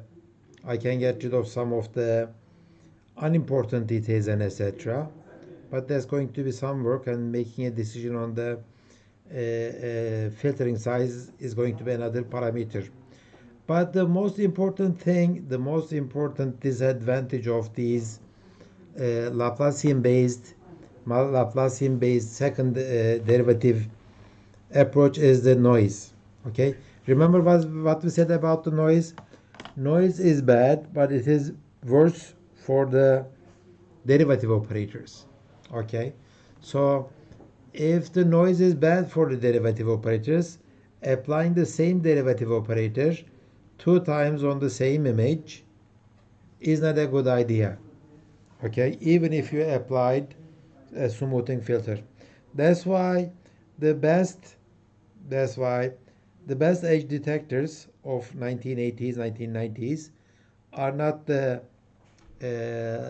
LOG operators, but they are first derivative operators, and after that we run some algorithms. Okay, and let's look at them. Okay, before we move on, this is the effect that I talked about. If you have a sigma of 1, very thin smoothing filter or no smoothing filter at all, this is what you get. Okay, if sigma is 3 and if sigma is 9, then you will get this. When sigma is 9, you lose all the detail. Maybe see this looks like a face here. This is a face, right? Maybe this is an eye. I get it. But these don't mean much. Okay. With this one, again, I see the face like there. Maybe the nose. Okay. So with different sigmas, the meanings are different. So this is a scale problem actually. Scale. Different scales will give you different results. Okay, so LOG algorithm is this. But do I have time for that? Maybe at the end of the lecture, if I have time, I will come back and I will talk about the separability. No, maybe I will talk about the separability. One nice thing about this Gaussian filter is that it is separable. What is separable? Separable is this. Instead of applying one two-dimensional kernel to the image, we apply one one-dimensional kernel to the image. Then after that, another kernel in the y dimension. So this is a single-dimensional kernel, This is in x dimension, this is in y dimension, and we apply them. This is much more efficient than applying two-dimensional kernel once.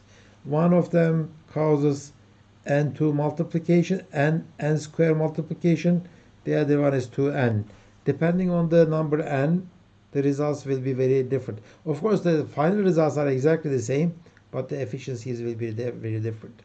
If n is 5, this one will require 25 multiplication per pixel. This one will need only 10 multiplications.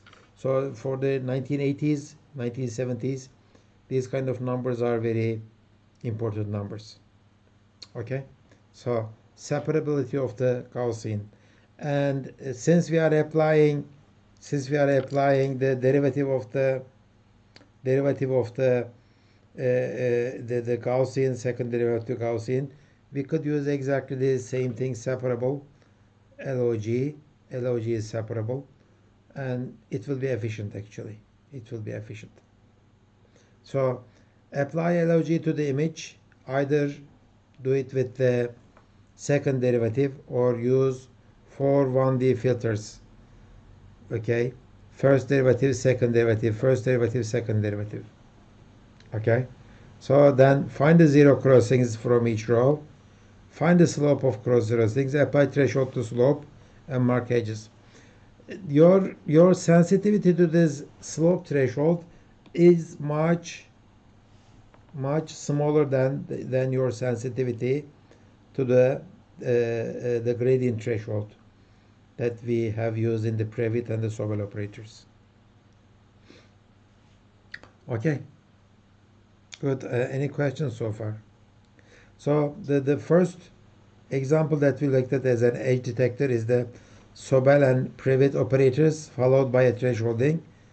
Then we didn't like that thresholding idea, and we didn't like those thick edges.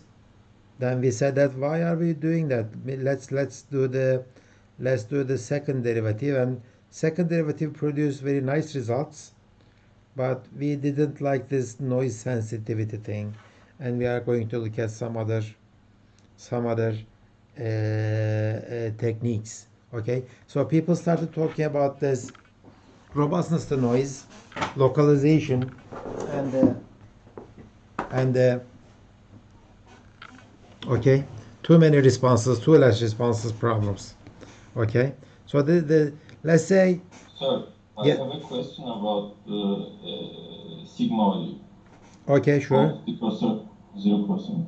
yeah, Yeah, in OpenCV Gaussian blur, I mean, the function has two sigma values, as I remember.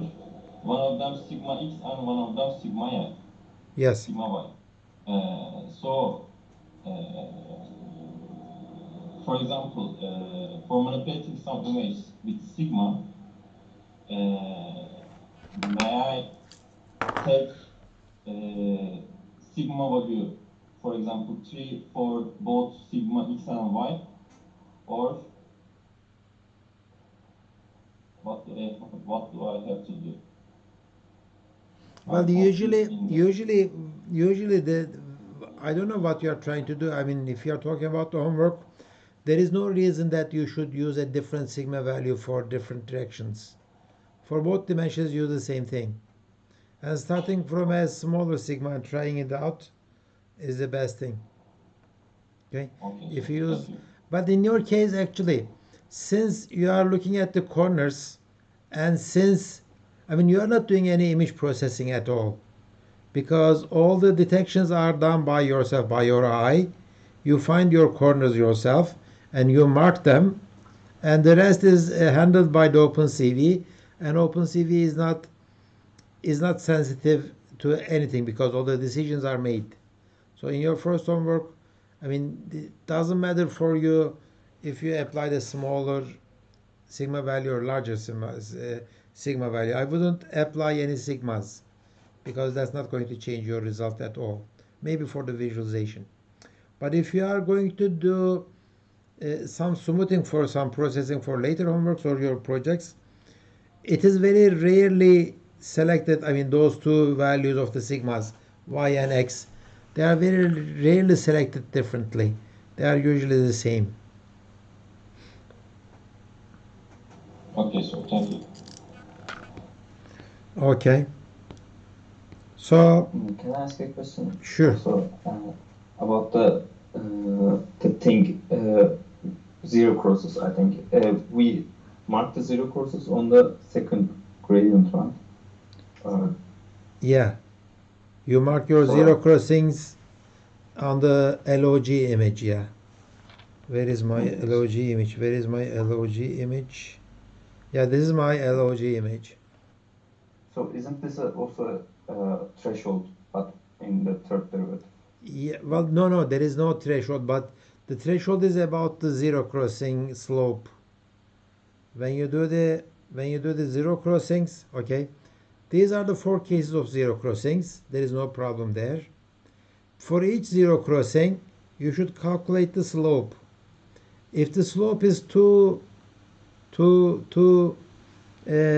flat, it is not very steep, like from -1 to +1. Okay, so this could be due to noise. I don't want to be responsive to these kind of details, so I like to get rid of them. Mhm. So that's what we are talking about. So what would be the slope? Slope would be at least maybe 5 levels. That's what you would say.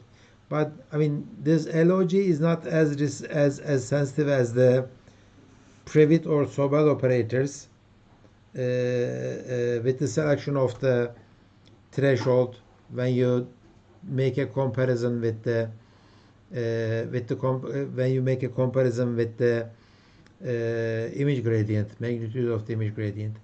In that case, you are very sensitive because you are talking about the gradient values of 50, 60, 70, etc. Okay, you are not talking about the noise, you are talking about the main structure.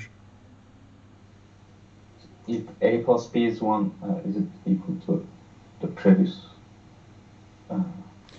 First of all, there should be a zero crossing. You don't calculate this value on flat regions or increasing decreasing regions. If there is a zero crossing, like +1 +5 to -2 or 3 0 -7, you make that decision. You say that, okay, this is one of these cases out of 4. I am saying this case. Then you calculate the slope.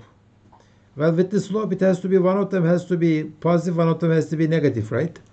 Well, in that case, B is negative, so you add A plus B, that is the absolute value of A and B.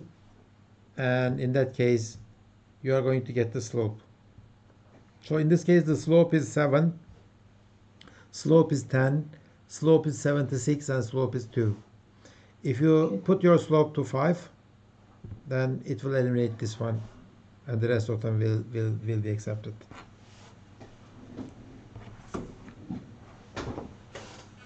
Okay? Okay. So we talked about the separability, and we are talking about this now.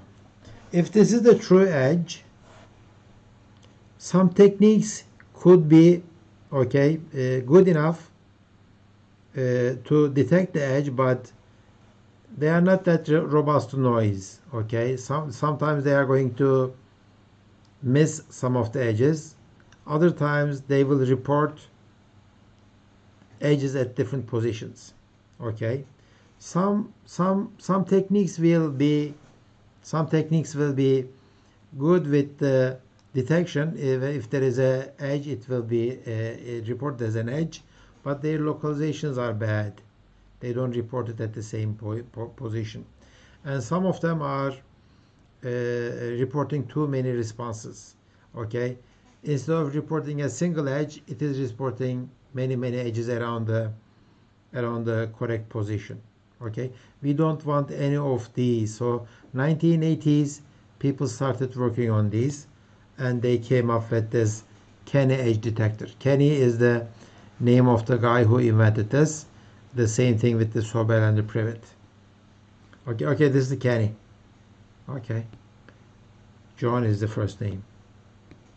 Okay, so Canny says that, Canny edge detector says that, okay, start with smoothing the image with the Gaussian filter and compute the first derivative. It is not going to compute the second derivative. And find the magnitude and orientation of the gradient. Okay, so calculate the x direction derivative, y direction derivative, calculate an image that corresponds to the magnitude of the derivative, magnitude of the gradient, and the orientation. So he proposes 2 more steps. A non-maximum suppression step. Okay, this one is for eliminating these multiple responses, and then he says that I'm going to apply a hysteresis threshold. Again, he says that we cannot avoid taking a threshold, but we should not be using a single threshold. We should have more than one threshold. That way, we are not going to be very sensitive about selecting the thresholds. Okay, so we will not pick edges that corresponding to noise points, but at the other end, we will also not miss some important details of faint objects that they don't have, objects that don't have strong edge points. Okay, so these are the ideas. First two steps we already know. Let's look at these three. Okay, smooth it, take the derivative. Well, I'm going to take the derivative in x and y direction. So at the end, for each pixel, I have the x derivative and y derivative. What kind of derivative operator you are using, it is up to you. Central difference, forward difference, backward difference, derivative operator with a Gaussian filter, it is up to you now. Okay, so this is, you already remember this. Okay, so if I take the derivative, this one and that one, and I don't know why the average brightness of these two images are different, but it shouldn't be different. So this value here at the forehead, these should correspond to 128, and here it should correspond to 128 too.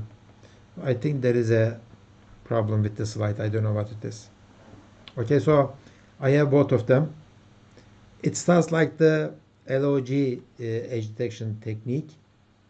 Okay, but then they continued with taking more gradients, second derivatives.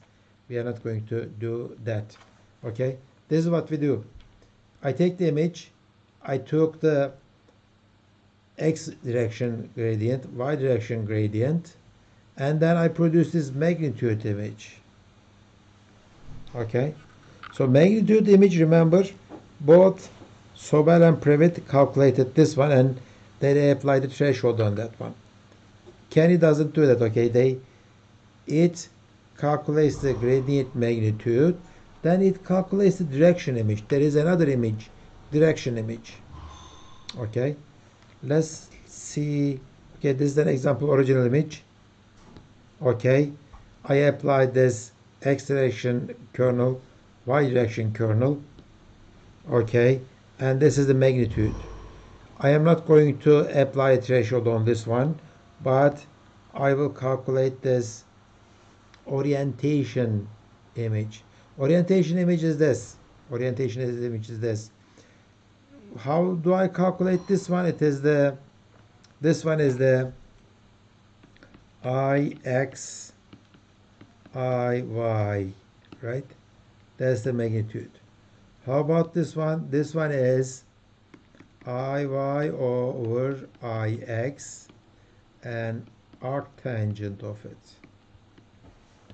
Okay. Well, we usually don't use this directly, because if IX 0, then this is not defined, undefined. How am I going to get the arctangent? Instead, we use this function, arctangent 2. It takes two values, gy and gx. Doesn't matter what their values are, it always returns a value for you. Okay? If gx is 0, then it's not going to be crashing. Okay? So the colors here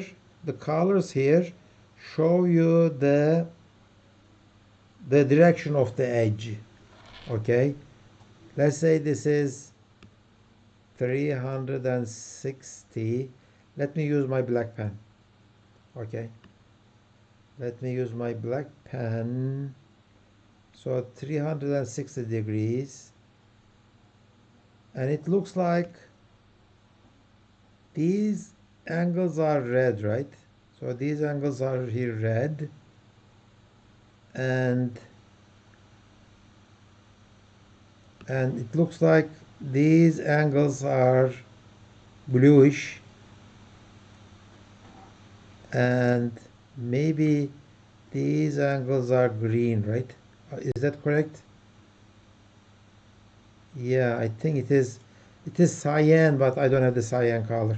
No. At the top it is green, and then this cyan color is around here maybe. Yeah, definitely. Yeah, at the top. Maybe I am not doing that good. Let me try to do it again. So at the top I have the green colors like that. The red is around here. Where is this purple? Purple is not there, but red is here. Purple is maybe like that purple.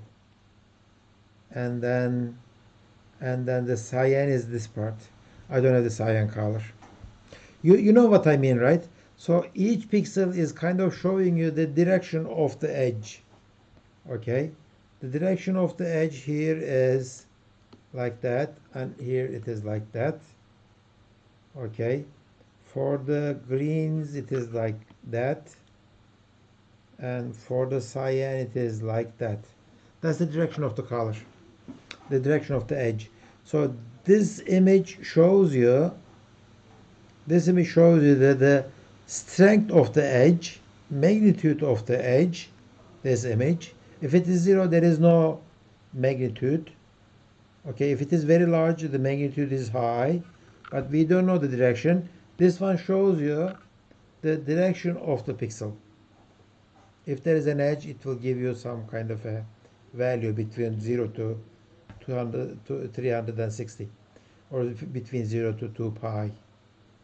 Okay, now I have two information in my hand now.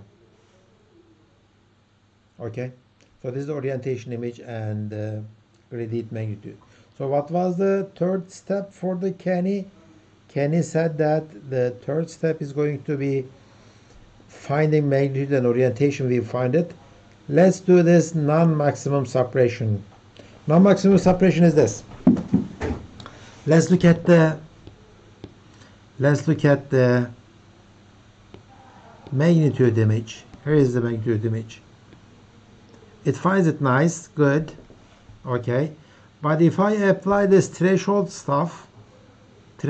stuff, okay, I am going to lose, for example, this is a very faint edge. Here it is a very faint edge, right? If I apply a threshold, a low threshold or high threshold, I am going to lose this one. I cannot find any edges around this faint edge, because why do I keep saying that this is faint? It's faint because its magnitude is very low. It is not as high as this part. If I apply a large threshold, I am going to lose this one. But if I apply a low threshold, then all of these pixels, a very thick pixel section, will be marked as edges. Okay, will be marked as edges. So that's not going to be good. But we are not going to do that. The Canny edge detector says that we are going to use this idea of non-maximum suppression. That's what we are going to do. Let's say this is what I got. Let's say my original image is like a desk. Okay, it is filled in. It is very contrasty. Okay, and I applied a large Gaussian filter to it, and I produced my magnitude and orientation images, and I am looking at this part now. Okay, I am looking at this part. So at here it is all 0, at here it is all 0, so this is very large here. If I apply the threshold, depending on the threshold value, these pixels, they will be all marked as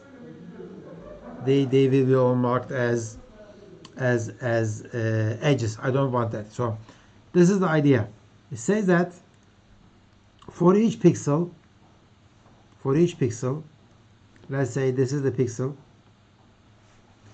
if it has a large enough magnitude, okay, this one has a large enough magnitude, find the direction of the pixel. What is the direction of the pixel? Okay, I know that from the magnitude, not the magnitude, but the orientation image. Okay, so the direction should be here like that, direction of the edge. Let me use a different color. So this is the direction. find the direction of the edge and walk along the line perpendicular to this edge. So walk along this line. So now we are talking about the direction of the edge. I am going to walk along this line and run some algorithm on this line. So what is your suggestion? What should I do on this line?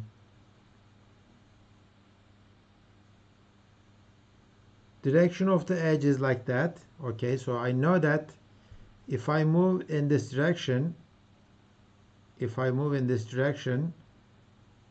I am walking on my edge. Okay, these are my edges. Okay, but if I walk perpendicular to the edge direction, I am getting away from the edge, right? I am getting away from the edge. So Canny says that if you walk along this, let me use the green color. If you walk along this green dotted line, all the gradient magnitude values should be compared. Whoever has the largest one should stay, the other one should not stay. So I will make comparisons. If my gradient magnitude is smaller than my neighbor on this line, then I should be suppressed. I should not be talking. I cannot be an edge because my neighbor on this line has a higher gradient magnitude. If my gradient magnitude is, both of them is greater than both of my neighbors, then I should stay. I am an edge. Okay, that's the idea of the non-maximum suppression. Whoever is not maximum, we are going to suppress it. I will be detected as an edge if I am larger than my neighbors. Okay, so this is the algorithm. So finally mxy, I am not an edge otherwise. So what is the if part? Okay, my magnitude value will be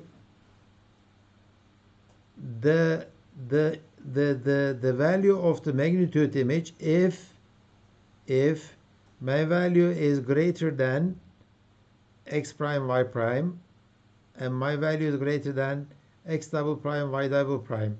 This x prime and y x double prime are neighbors along normal direction to an edge. Okay, so I look at this one, and on this line I make that decision. Let's go to the real image. And here, okay, here I choose, this is the edge direction,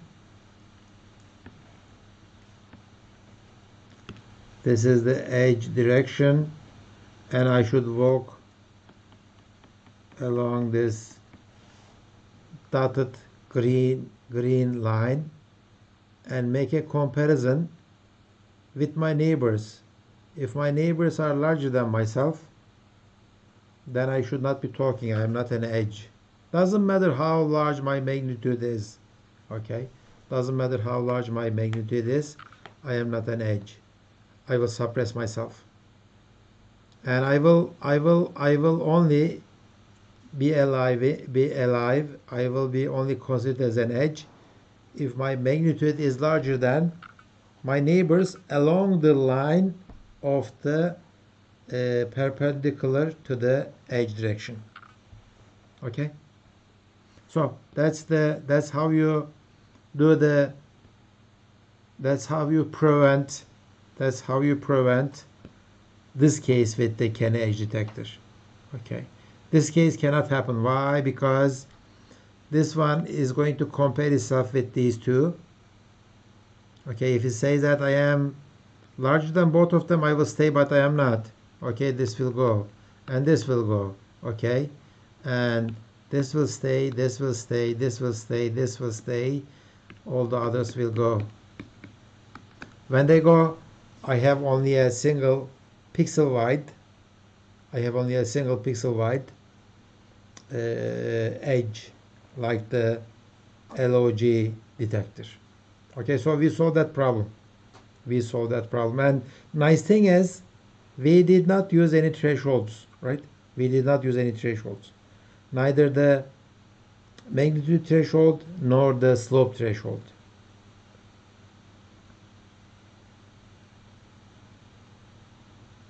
Okay, good. But applying thresholds is not a bad thing, because this one will take even the slightest noise as an edge, right? Because it did not consider anything about the magnitude of the image. So we should apply some kind of a thresholding, and that's the last step of the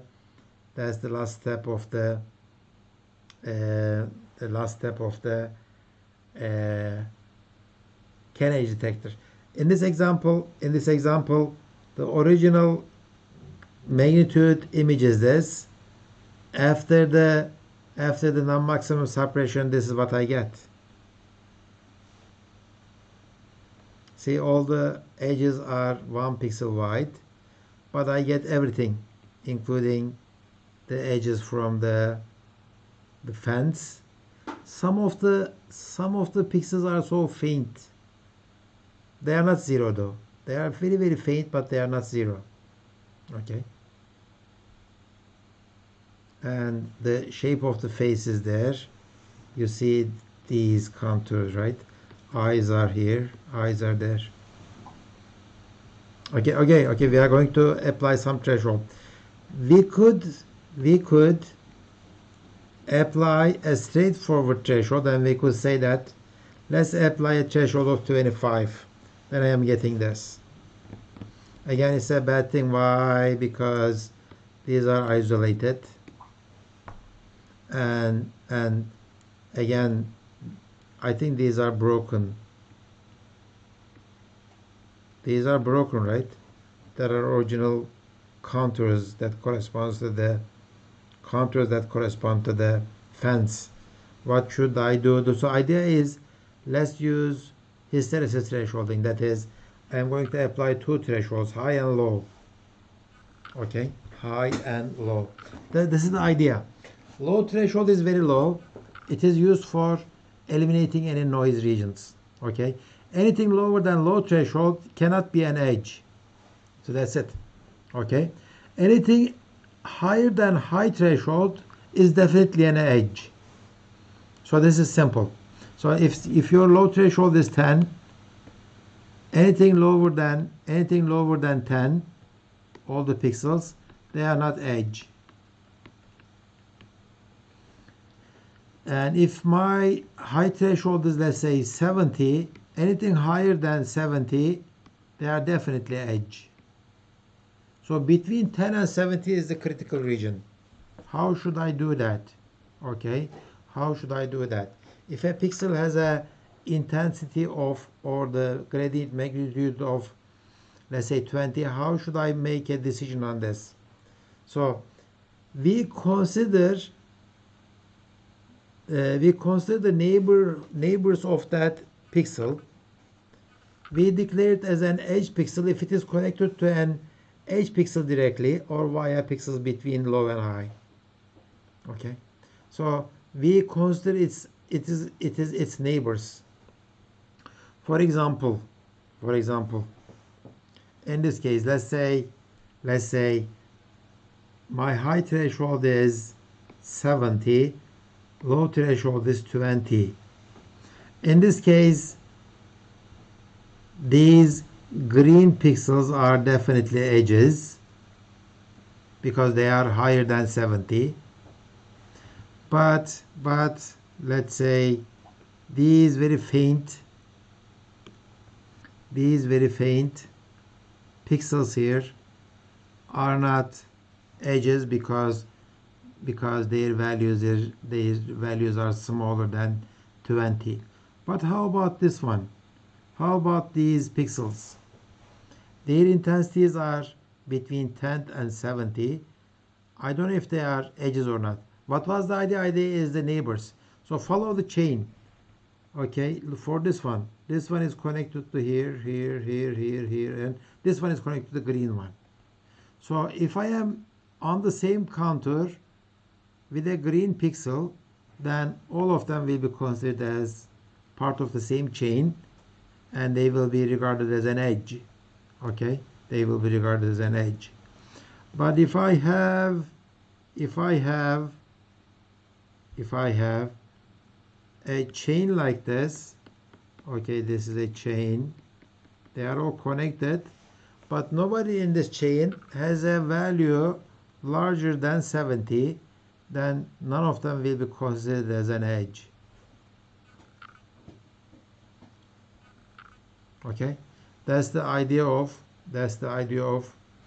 hysteresis thresholding. Okay, it looks at this connectedness. Okay, what is connectedness?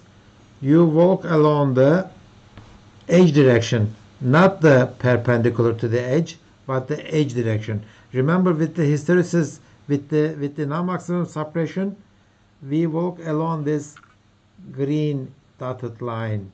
Now we are talking about walking over the blue edge, connected edges. So I walk along this one and consider each one. If one of them has a magnitude value higher than the high threshold, then I will consider all of them as the edges. Okay, so you need two thresholds. So you might say that, okay, like one threshold is not enough. Now we are dealing with two thresholds, but this Canny is not that sensitive with the selection of the thresholds. Okay, so instead of 10, 15 will be okay. Instead of 70, 80 will be okay. Okay, because any value above 70 will get the same class as edge or not, depending, and it will not be sensitive to how you select that 70 or 80 or 60. Okay, your results will be about the same. Our previous thresholding is not that like that. Okay, 26 will be definitely an edge, 24 will not be an edge, right? In this case, I don't say that. Okay, doesn't matter if it is 70 or 75 or 80. Most of the time your edges will be classified, or they will be classified as edge or not edge for the same pixel. Okay, so this is a nice visual. Again, just to simplify the things, one dimensional. Okay, anybody that stays, okay, between low and high will be processed. In this contour, none of them has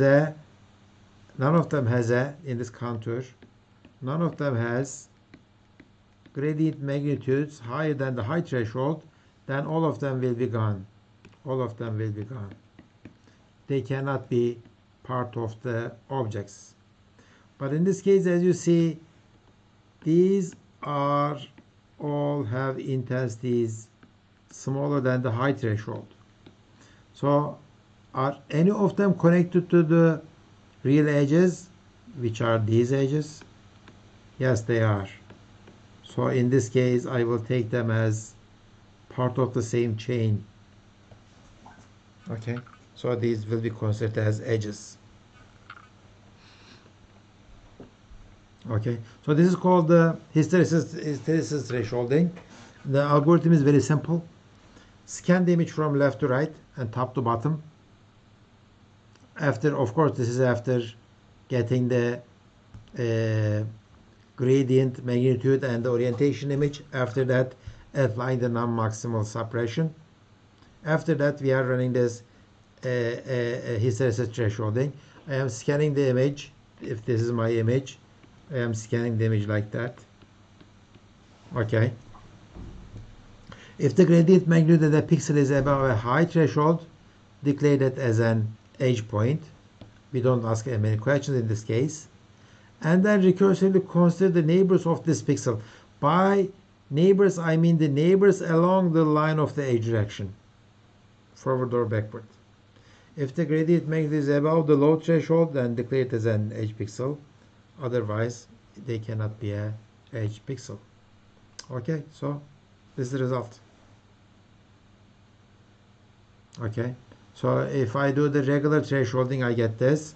But if I do the hysteresis thresholding, as you see, low threshold 15, high threshold 35, I get these. I eliminated loss of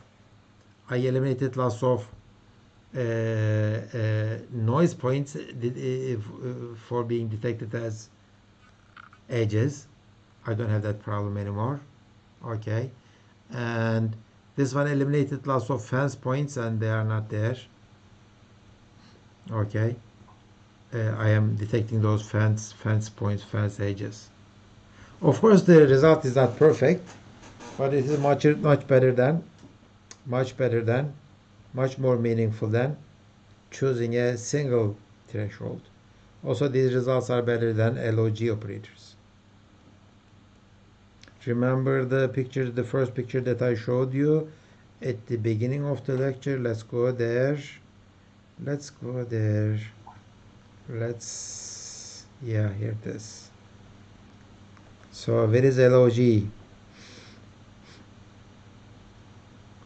Canny is this blue, yeah, this one.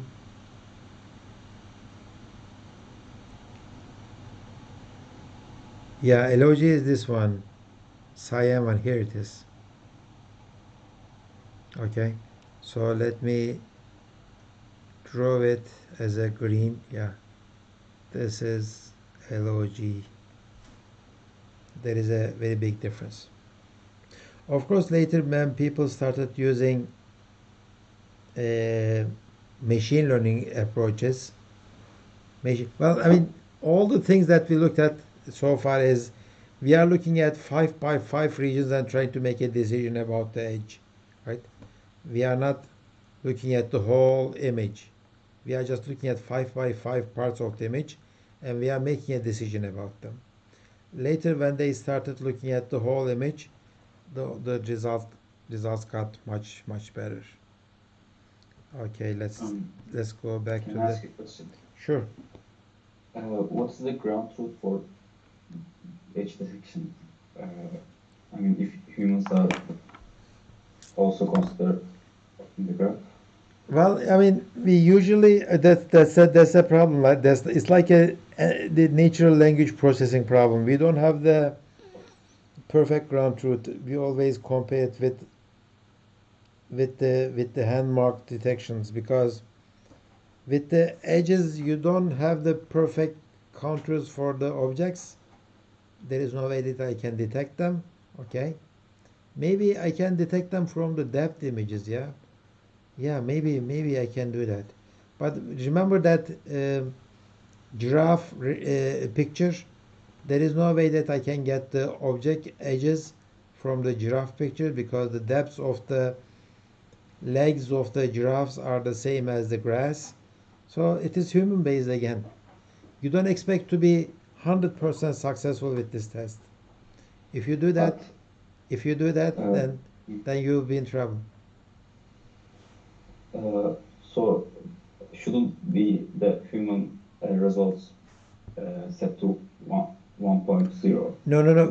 They ask, okay, they very carefully, or maybe with a high resolution images, with very good set of rules, they ask professionals to prepare the ground truth. Then with the lower resolution images, they ask regular people without any edge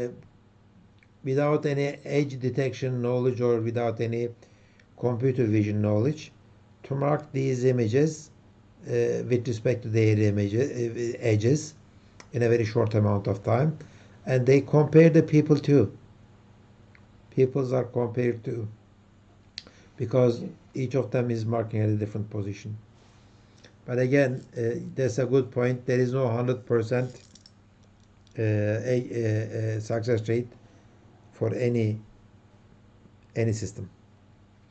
Okay, so this is the magnitude of the gradient. After non-maximum suppression, you get this one. Okay, before the hysteresis thresholding and after the hysteresis thresholding.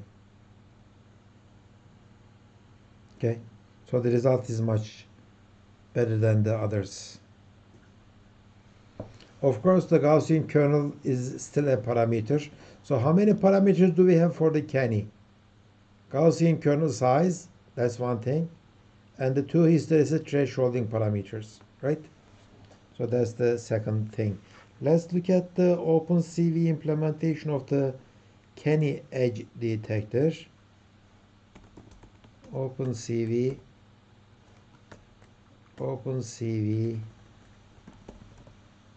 Canny edge detection documentation. Yeah, okay. Oh, documentation is here.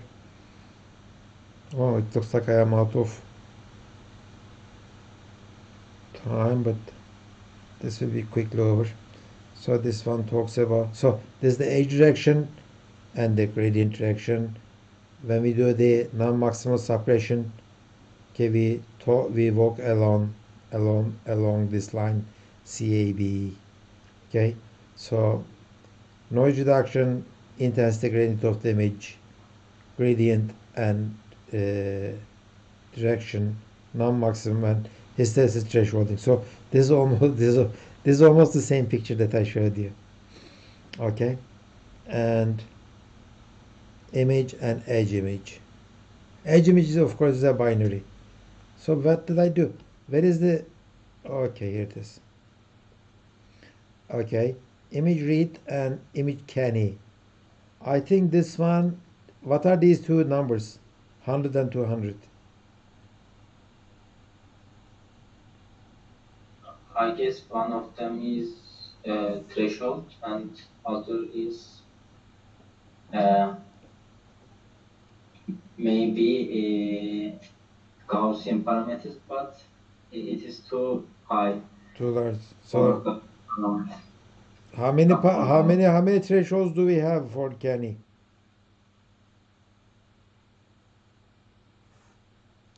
How many thresholds do we have for Canny? We have two thresholds. 100 is Yes. the low threshold, 200 is the high threshold. I am sure there are many overloads of this Canny that should accept other parameters such as the smoothing parameter.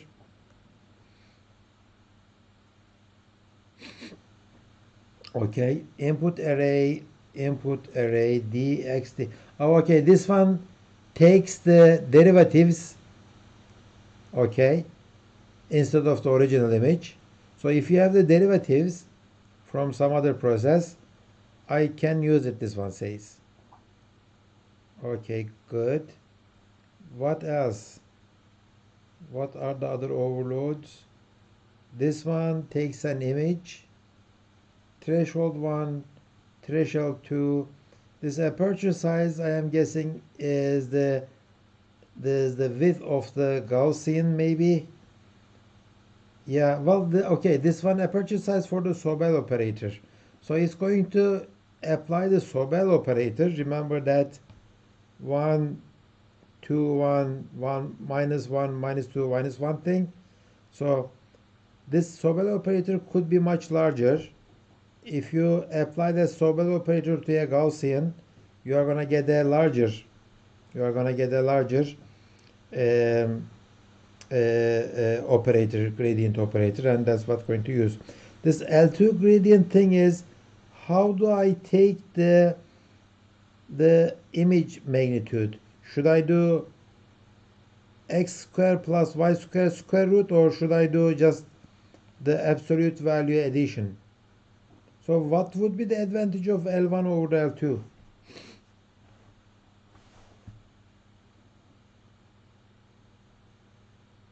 The one that I showed you is L2 norm. But L1 norm is possible too. What would be the advantage of using L1 over L2? Maybe L1 bring us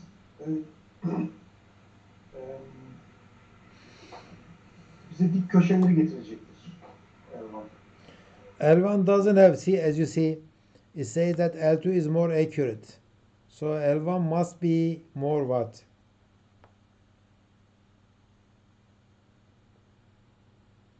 If L2 is more accurate, L1 is more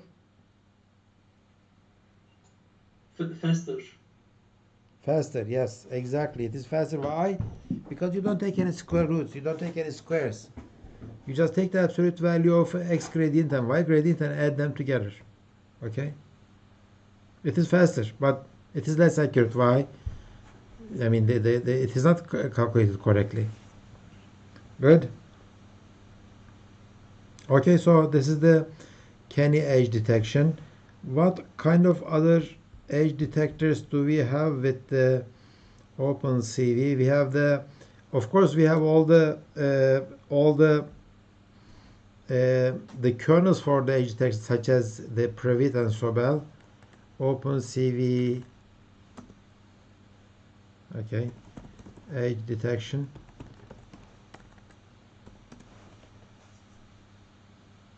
Not okay, not Canny. I am talking about OpenCV edge detection. It talks about Canny. Okay.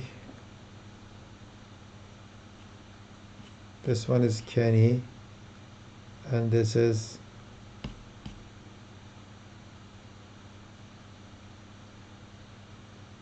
why do I have to talk about this? Okay.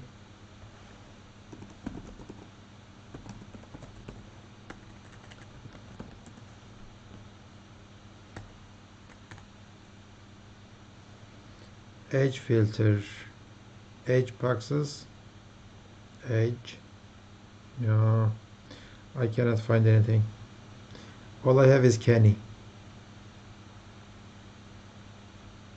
How about this prewitt stuff? Where is this? This is about feature detection, okay? Line segment detector, that's good. Canny. We have Canny. Harris corner, we are going to talk about it. Line segment, we are going to talk about it. Half, and that's it. Sobel.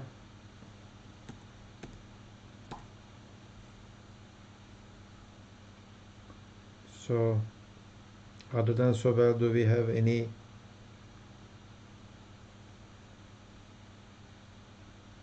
Let's try to find them.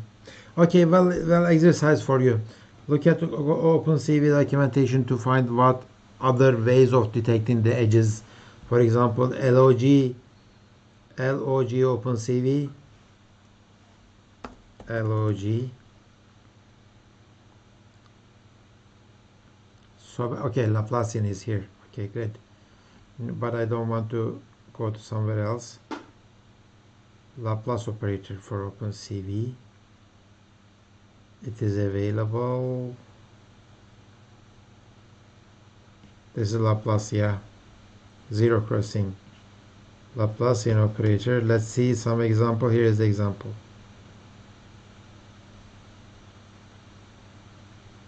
The image quality is so low I cannot see, and there are no parameters.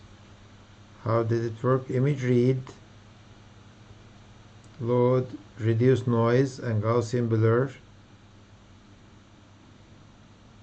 Laplacian operator. Source, destination, depth, kernel size, scale, delta. Okay. After the Laplacian,